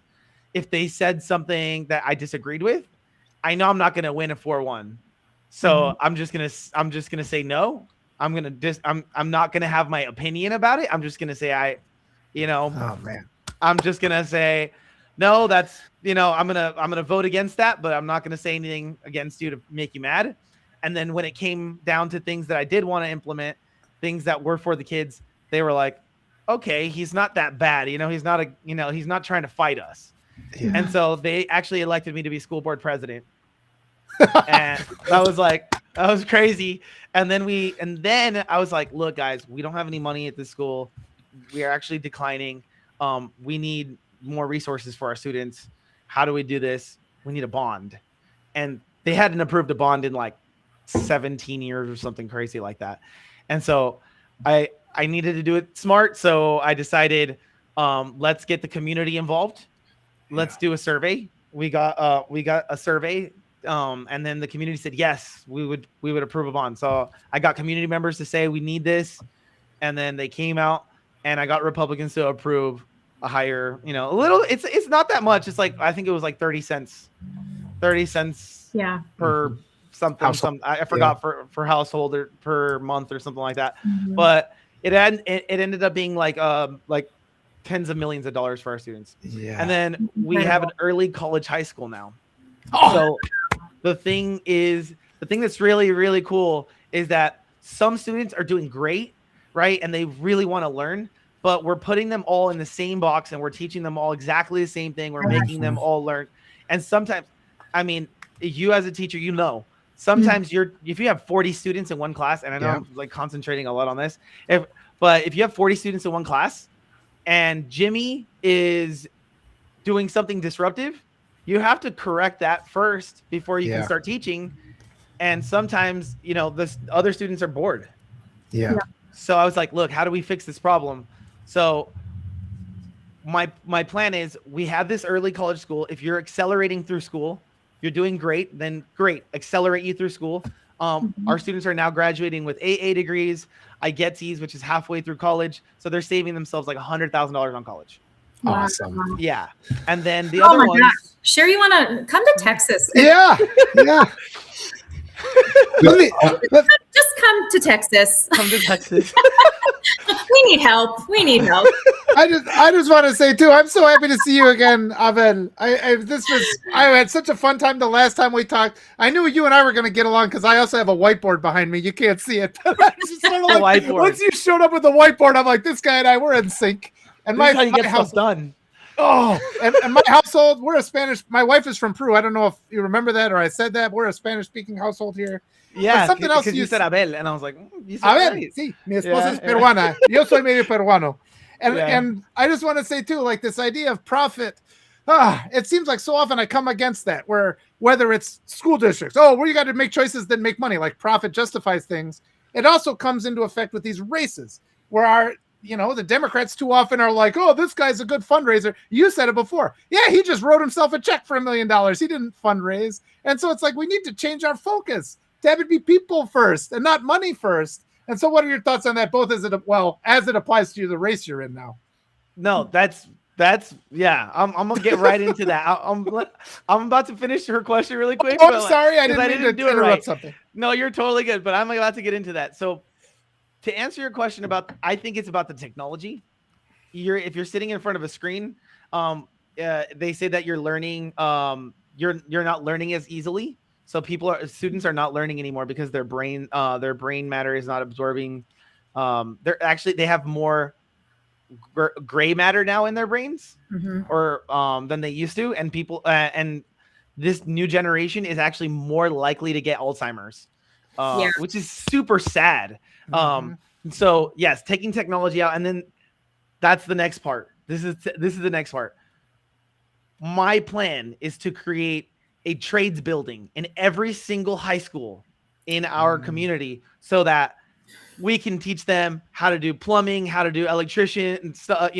How to be barbers, how to be chefs, all of the trades, anything that you want to learn. We got to bring that back, because AI is taking our jobs, technology is taking our jobs, and we're not going to have these white collar jobs anymore. Honestly, like this, everything is becoming automated. So we need to be able to teach students how to use their hands again, and that's going to bring their brains back. And so that's how you want. That's how I wanted to answer your question. But about the money thing, Walter, this is the thing. Everyone always cares about money. They're like, literally, we went in our campaign and we're like, we're going to talk to people. We're going to talk to constituents. We're going to go out on the streets. We're going to go to swap meets. We're going to go to grocery stores. We're going to go to knock the doors. We're going to knock the doors. And everyone's like, oh, you can't win because this guy has $1 million. And I'm like, wait, I thought it wasn't about that. Like, I thought it was about the people. And they're like, yeah, but he can win. And I'm like, is it about winning? Are you really winning if you're picking somebody that's doing exactly the same as what we've always had, and we ended up losing to Donald Trump? Is that a win? Yes. I don't feel like that's a win. Yeah. I feel like we've got ourselves into this mess by saying, but they can win. I'm sorry. No, absolutely. And we always say in 2020, we gave them all the power. We gave this group of Democrats all the power to stop this, and they failed. And because they keep giving us these quote unquote safe candidates or quote unquote electable candidates. But if they won't fight for us, how is that safe? And what's the point of getting them elected if they're going to vote for the Republicans? So it doesn't make sense. Is we're going more and more and more right. It's like all the corporate Democrats are just old Republicans. They're just they're just Republicans from 2008. So I'm like, wait, we're not doing anything different. You're not winning. I'm sorry, but we're trying to actually change things. We're trying to actually make things better. So we're not going to take money from APAC, and maybe that's why we have less money, because we don't take money from APAC. I'm sorry, I don't take money from any like foreign lobbies or corporations, because I'm not going to be influenced by their vote. Maybe that's why I have less money than you, but I actually have a pretty decent amount of money. We're about to hit like 480,000. That's pretty good. That's pretty awesome. Yeah. And and we didn't do it being evil. We did it being normal. We did it being regular people.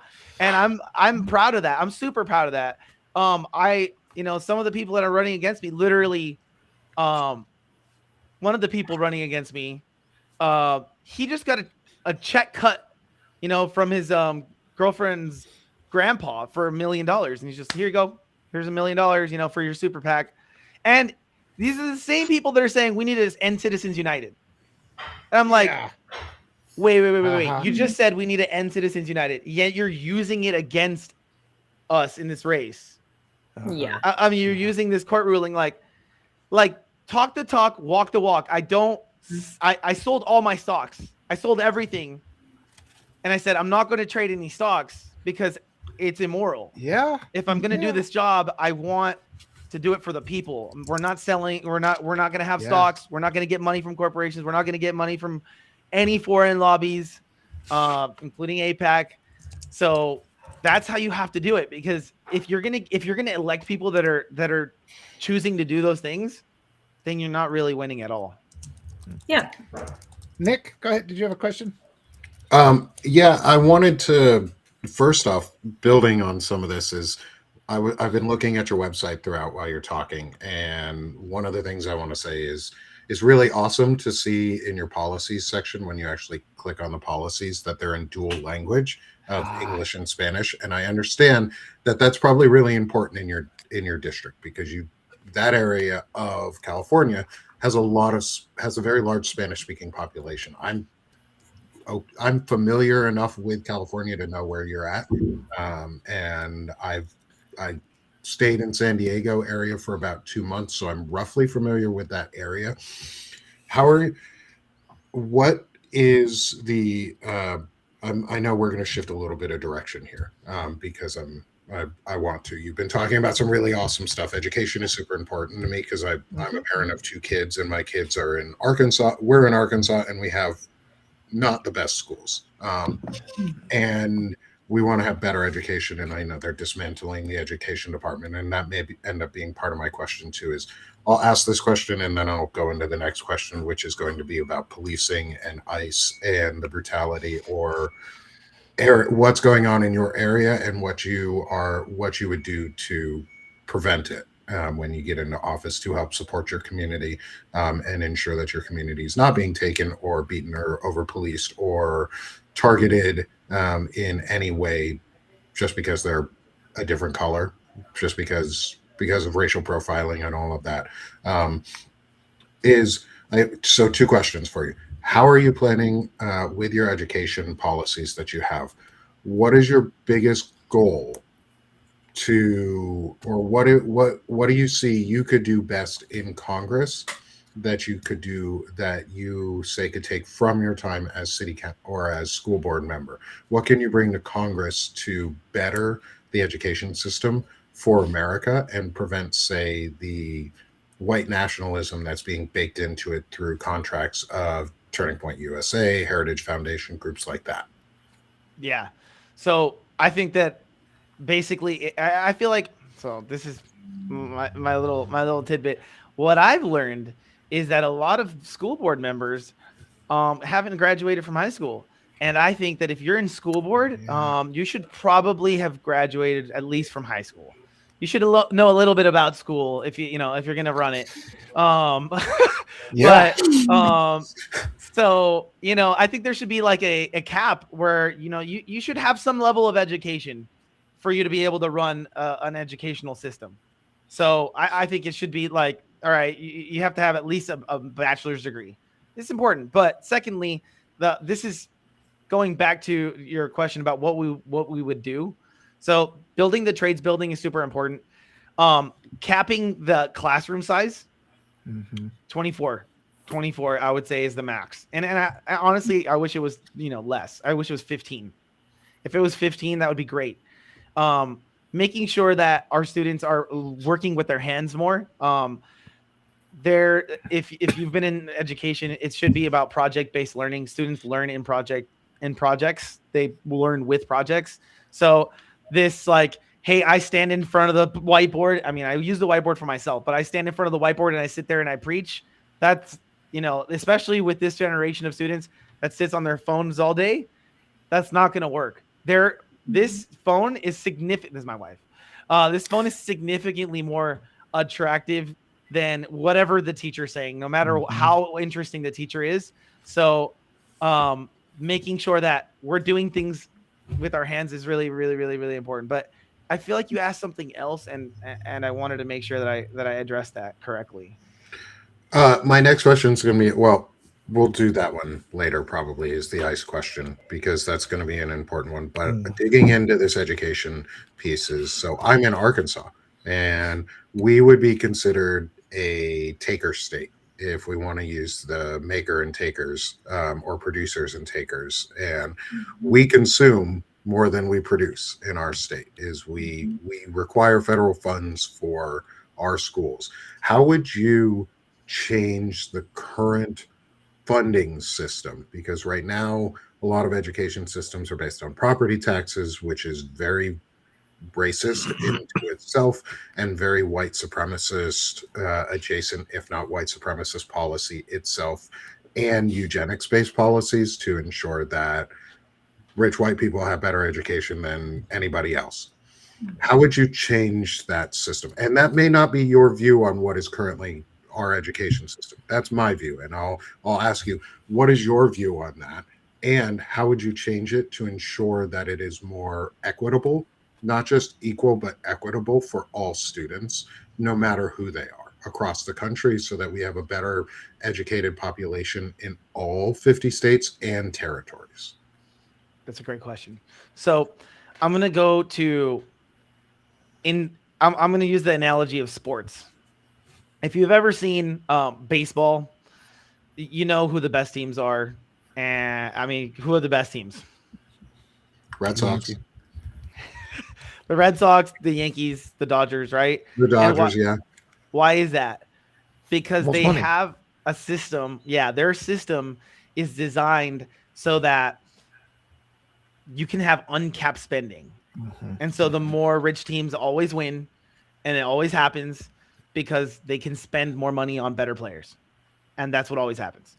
So, and then you go to a place like the NFL. This is kind of crazy. So it's like the MLB, the MLB is kind of like a capitalist, market. And then you kind of actually look at the NFL. I don't even like football that much. That might lose me some votes, but I'll watch football, but I just don't follow it. So like I watch the Super Bowl pretty much, but you look at the NFL, and the NFL, everybody loves football. And why is that? Because every team has a chance to win every year. Every year there's like, hey, my team's good this year. Oh, my team's bad this year. Oh, my team's good this year. My team's bad this year. Hey, this team won, random team. And it's always a random team from a different place. And that's because the NFL shares the wealth. All the teams get a certain, if this team's doing a little better, they're going to share the wealth with a team that's doing a little worse. And that it keeps it a more even playing field. And that's why everybody loves football, because your team is doing good. Everyone's team gets a chance. Right. And so my idea for this is to say, okay, your school population is, let's say 1,000, right? If your school population is 1,000, you're going to get X amount of money, right? It's not based on your property taxes. Your property taxes will be a part of it, but the federal government will cover the difference. And if the population for a rich school is 1,000, then that money, the property tax that goes from that district, will actually go to an impoverished district so that they can get the same opportunity. Because it only makes sense that everyone gets the same education. You shouldn't get a worse education just because you're poor. And if there's a rich neighborhood that's getting a lot more money and they have a lot more property taxes, then I know that there's a school in Santa Barbara, and this is insane. They were showing off as a high school in Santa Barbara, and they were like, oh my gosh, check it out. Look at our 7th gym. This is our second Olympic size swimming pool. And I'm like, they're like, this is our tennis court, and there's our other tennis court, and this is our other tennis court, and this is our other tennis court. And I'm like, whoa, how? And they're like, this is like the most amazing school. I'm like, it looks like better than my college. I love my college, by the way. But I was like, this is like the most. By the way, that was my dream school. I loved UCR. Don't want to say anything, but it was more like it was more like spectacular. They had everything. They had everything in this high school, and I'm like, that's not what education should be about. It's like you're trying to teach our students. If you have a lot of money, great, good for you. You need to help. You need to help those students who don't have it. So that's how you make it equitable. And it should never be about whether or not the students are getting in the seat, because it sounds good in theory, but really what they do, eventually they're just trying to get them in the seat, and they'll pass everybody. They'll pass everybody, even if they don't know how to read. Yeah. So I was getting students that were reading at like a 2nd grade level in 11th grade.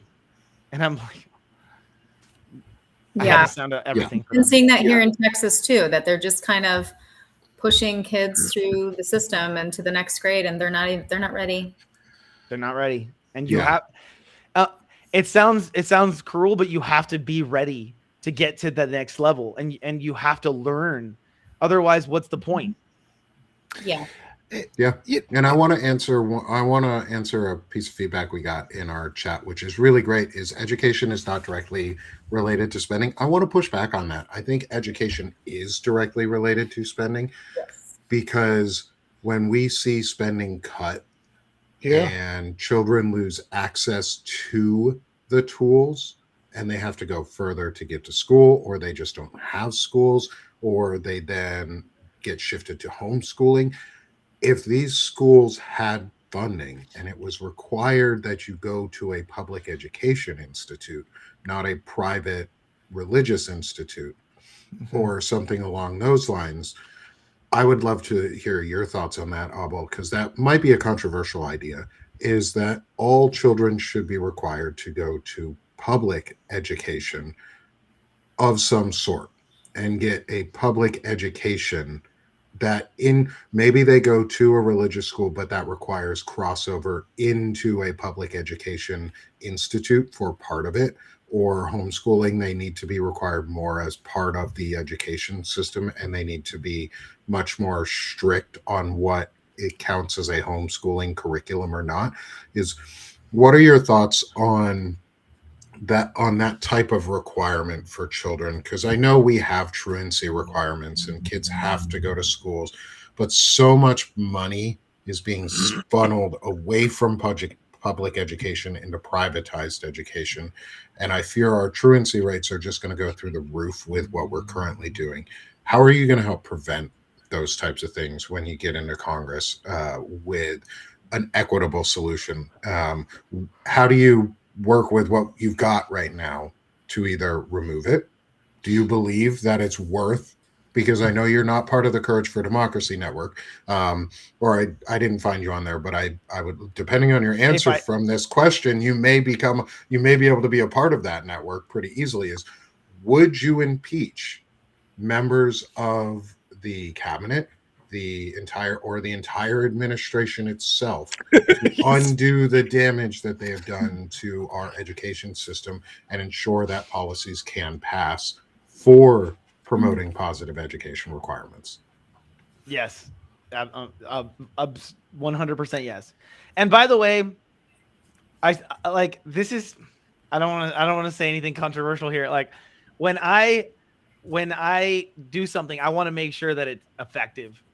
I'm not going to just do it just to mess around, right? Like if we're going to impeach him and in his cabinet, I'm not sitting there just saying, "Oh, we impeached," like on our side we impeached him. Like, no, I want to make sure that the Senate does it too, because what's the point? What's the point of impeaching him if we're not going to get the job done and get him out? Like that's the point, right? That the point of it is to finish him off and get him gone, and to get his entire cabinet gone. So we have to take the Senate and the House back, and we will impeach and actually get him out of there. That's the point. Otherwise, we're just playing, and it's all for show. And I hate doing things for show. I need to do it right. So yes, that's the main thing. Yes, 100% we do impeach. And second of all, when we put money into education, wait, that was a two-pronged question, and can you repeat the second part, the education part? Is education part? Yeah. How will you ensure that the funding is actually provided to the schools and it is not wasted on administrative BS is more the question, because I think part of the problem most people see nowadays is there's a lot of money being thrown at schools, but so much of it goes to consultants or other people to design the system and never actually implement changes that seem to work. Yes. How would you change that structure to better fund our schools? So first, there's different pots of money when you get allocated money. So the district will get a pot from the state, a pot from the local, a pot from the federal. They'll get a grant from here, a grant from there, and then it turns into your slush fund. It turns into your general fund, and then you have certain.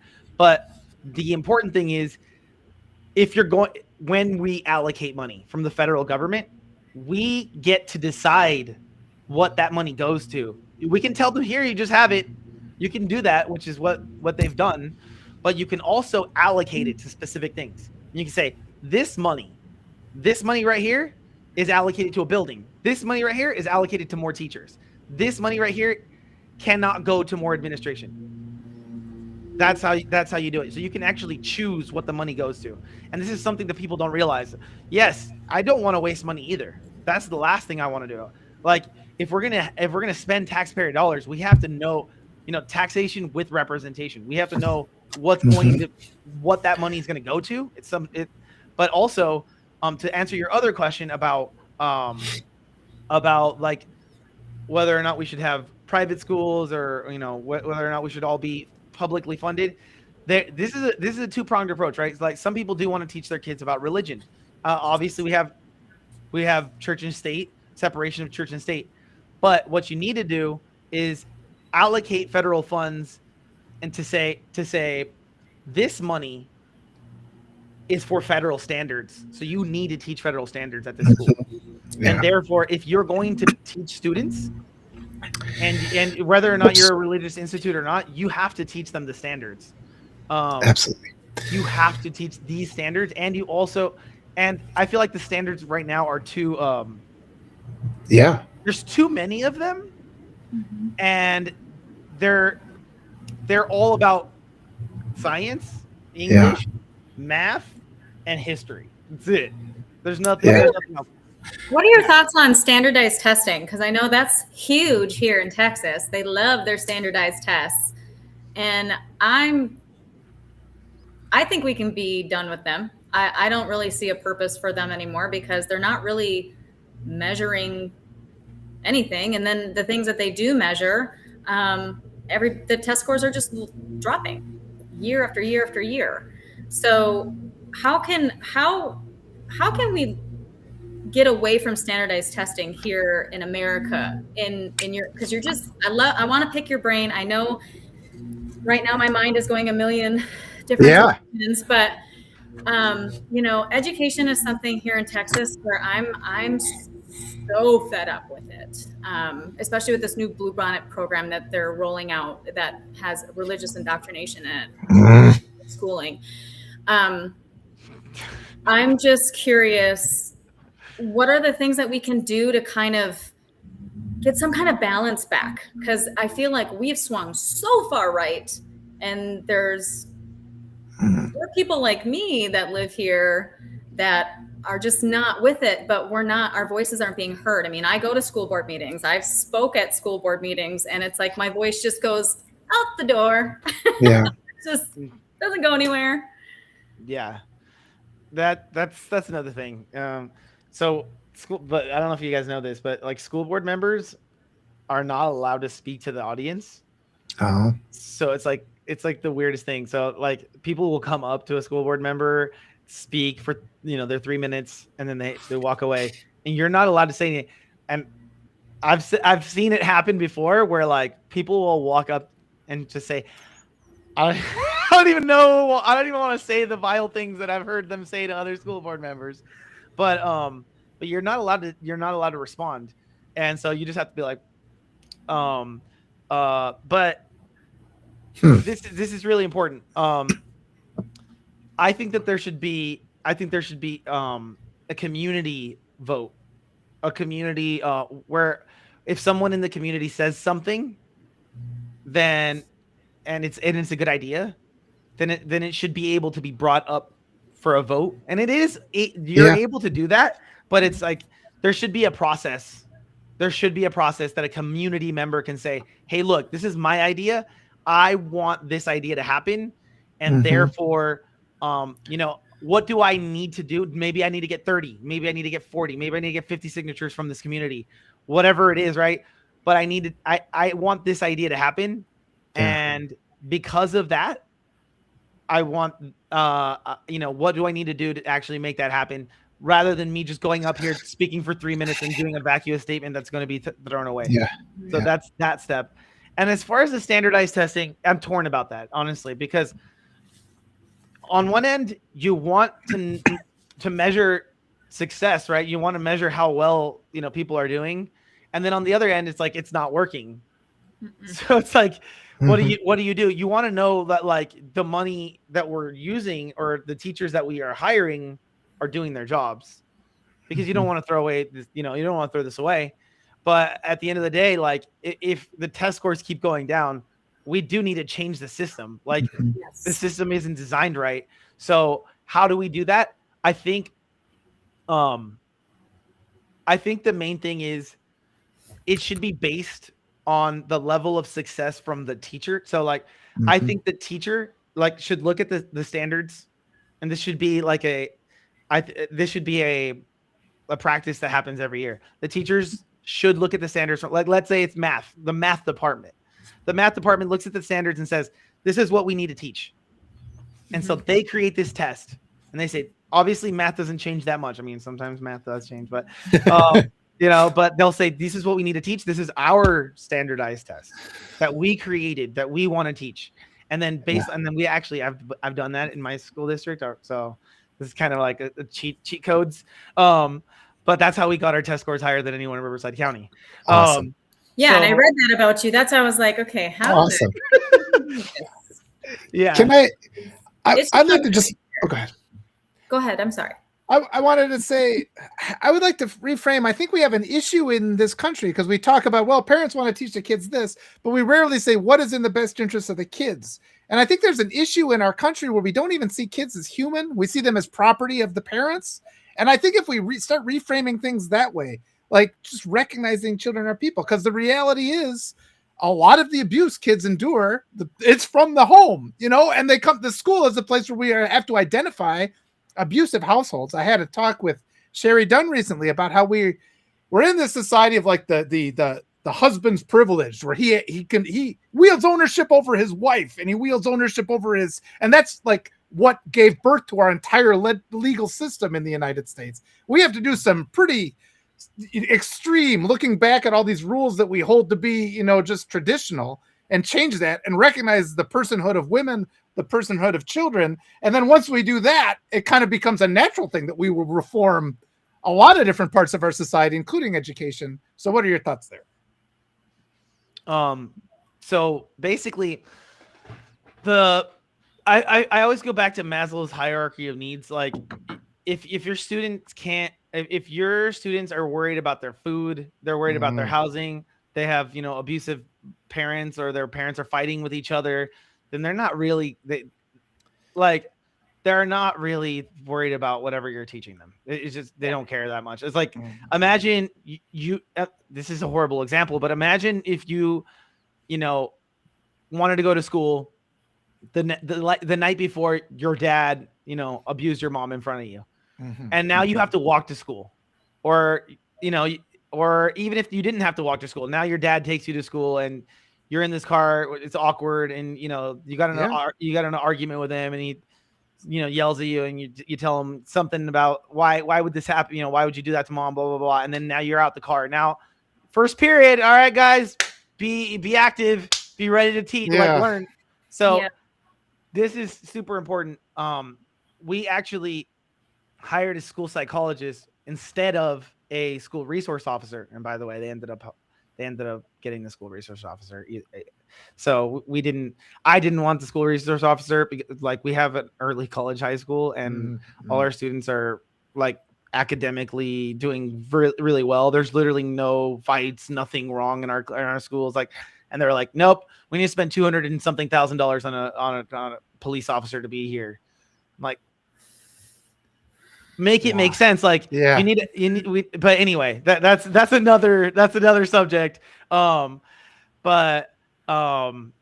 What we ended up doing was we hired a school psychologist, and we had this school psychologist will actually take people, and then they have like tiers. So they'll say, okay, everyone is tier 1 at least, and then tier 2, more needs, and then it goes all the way to tier 4. A tier 4 is someone that really, really, really needs help. They just had a very traumatic incident, and this has helped so many of our students get out of the mindset of that's how you really stop school shootings. Yes. That's really how you stop school shootings. I mean, that's how you're going to save real actual lives.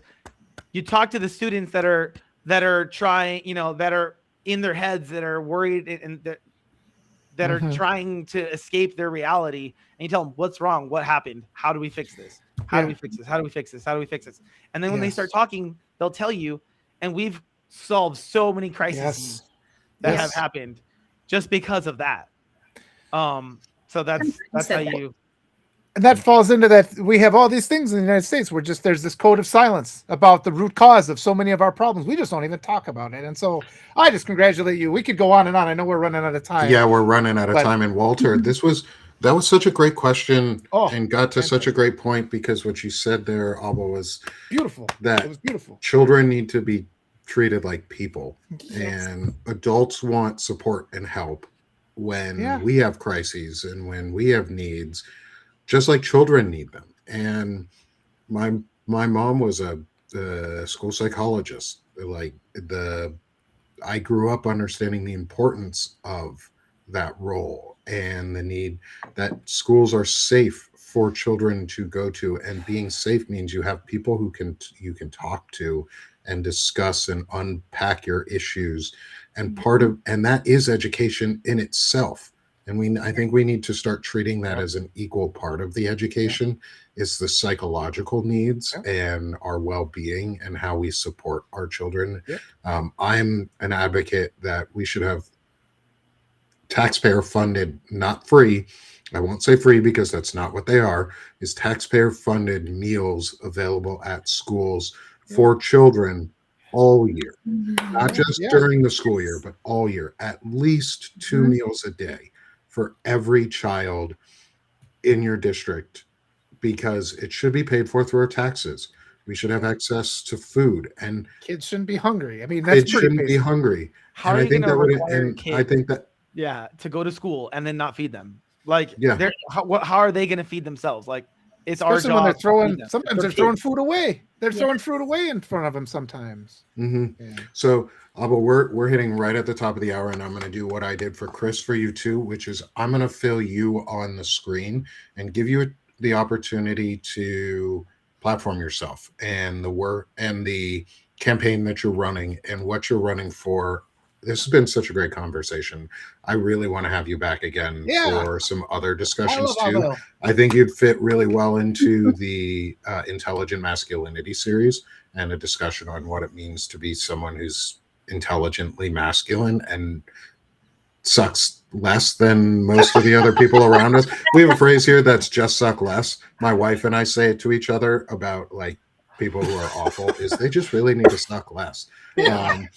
And so I'd really love to have you on for one of those upcoming discussions. So I'll reach out to you if you don't mind. But I'd love to give. We only talked about education, so That's a big one. I think that's a big one. I think that's so great. We need to have these conversations. Like we could have you back for another 4 hours to discuss 4 different issues, like an make it hour close. each. Like I would love to do that with candidates and you have the opportunity, like all the others.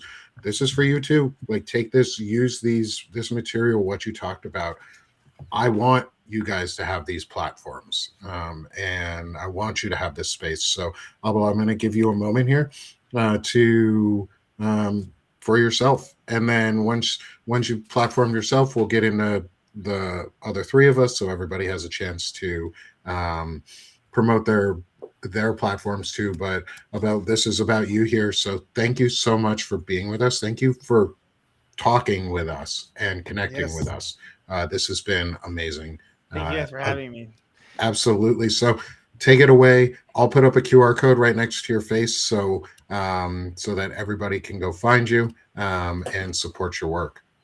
Yes. Thank you so much. So I will give you my elevator pitch. So my name is Abel Chavez. I am running in California's 48th district. It was against Daryl Issa. He was there for 26 years. And now he's dropped out because of Prop 50. Really proud of that. Prop 50 did a great job. I am a teacher. I studied at UCR to become a teacher. I'm raising my family here, my 3 young boys. And it's really important to me that they have a future, and all of our children, all of our families here, all of the people that work and struggle in this community have a future. I beat out a Republican incumbent when I ran for school board. They had 10 times more money than me. Then they elected me to be school board president. And then we secured tens of millions of dollars in funding for our students. And then from there, I actually help business owners retire as well. So that's really important to me to help the small business community stay strong in our community. My platform is about Medicare for all. My platform is about childcare for working families. My platform is about getting ICE out of our streets, hiring more judges, creating a humane immigration system where we can actually help bring our economy up with the help of immigrants. My platform is about not taking money from corporations, not taking money from foreign lobbies like AIPAC. My platform is about ending corruption. If you believe in that kind of stuff, if you believe that we can actually have a better tomorrow, I would be honored to serve you. I would be honored to earn your support. Get the platform, get the word out. Go on ablechavezforcongress.com. Follow me on Able Chavez for Congress on TikTok, Facebook, Instagram, Blue Sky, X, all of the platforms. ablechavezforcongress.com. I would be honored to be a representative for the whole country.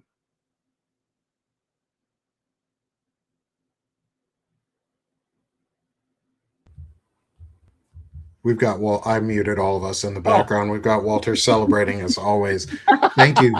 Thank you so much for being with us and for coming on today. And I hope we've made some good connections with you and for you, and that we can help pass along to you, because we need a coalition before we get into office. That's how our system works. And we need strong candidates who are ready to step in and do the work. And it sounds like you are. So thank you for coming on and speaking with us and talking about education. That was so important. Thank you. Thank you. Evie, Nice to meet you, I want to give it to you and to promote yourself and what you're doing. Thank you so much for joining us today, Evie, and being a part of this conversation. Thank you. Do you have anything you want to promote for yourself, Evie? I'll give you a second to shamelessly promote what you're doing. I'm just here, I guess. I'm here to help. I'm here to be on the right side of history. I am currently writing a book. My memoir is in editing right now. I've got a novel that I've just completed. So one of these days I will present it to the world. But for now, I am headfirst into politics. I talk about, feminist cultural criticisms, religion, politics, fuck the patriarchy. And if y'all would have just listened to Black women, that's kind of my whole thing. So that's where I'm at. But the more conversations that we can have of this, I'm here for it. What's the name of your Substack again? What's the title of it? I go by Evie Bateman. Okay, perfect. And that QR code right up on the screen, that'll bring you to Evie's platform. Thank you so much. Thank you. Evie, thank you for joining with us and being a community member who for the invite. wanted. This was great. Yeah. We're going to have you back again. I want to have just a discussion with you too and do our normal notes of the week with you. That'll be a lot of fun. Thank you so much. Walter, promote yourself, my friend. Oh, I'm so happy about this. It's so great to see Abel again. I just really appreciate this. The second time we've talked, the first time your child interrupted us and people said, it's like, that was the realest part of the whole interview, because you came in and you were holding the baby. And it's just like, yes, this is a person who understands that we have to juggle all these things. It's like, and so many of our representatives, they're just sitting in their mansions and they're sipping their lattes and everything is so easy for them. And it's like, because they steal all the taxpayer money for themselves. So it's just like, I love that you're a person, and it's like the school board. Thank you for being on school board. I keep telling everybody what you said. The right, they deliberately sabotage everything. They sabotage our ability of our kids to get an education. They fund unqualified people and put them on school board. They put them on every office all the way up to the president of the United States. Unqualified people. That's what the right does. And things like we were worried about, our kids, their cognitive ability is in decline because of social media. It's not an accident. I think they're doing this on purpose. They constantly erode education. They try to erode our voting rights. They want to dismantle the post office to take away our voting rights. So just everything they do, it lines up to that. Our part here is messaging. We're going to need your help when you're in Congress, because as you try to implement things, they're going to come at you because they got all the money in journalism too. And it's people like us that have to defend your good ideas. We need help there. And all these things are connected. But it just fills my heart with joy to know you exist in the world, and everything you say is so great. And just the compassion and the integrity I see just radiating it out of you. And again, just thank you for being of that new generation of politician that comes and talks to the regular people, because the government is our government. And if you're knocking on doors, you're going to beat any amount of money, because they can't buy any elections anymore, because we're fed up with this. You knock on the doors, you show your integrity, you show up to do the work. Abel's doing it. So it just makes me happy. So again, thank you for being here. We're going to win. Hell yeah. Every time you speak, well, I get so fired up No, when we're done these shows. Thank you so much, Walter. Like, I get so fired up. And finally, come join me here, Sick of the Shit Publications, because we are trying to have these conversations with candidates and dig into education and the important topics that actually matter to all of us. Like, you should care about education, whether you have kids or not. You should care about, is the populace educated, and is it educated in an equitable way so that everybody rises, because rising tide lifts all boats. And we are those boats that need to be lifted right now.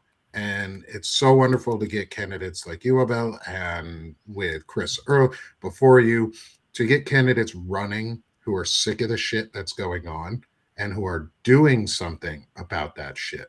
And thank you for doing it. Thank you for being a part of that. Thank you for caring, because the policies that you're advocating for will benefit my kids. Yes. They will benefit others' kids too, which is equally as important. And I know that they would benefit my kids. Mm-hmm. And if I could vote for you, I would.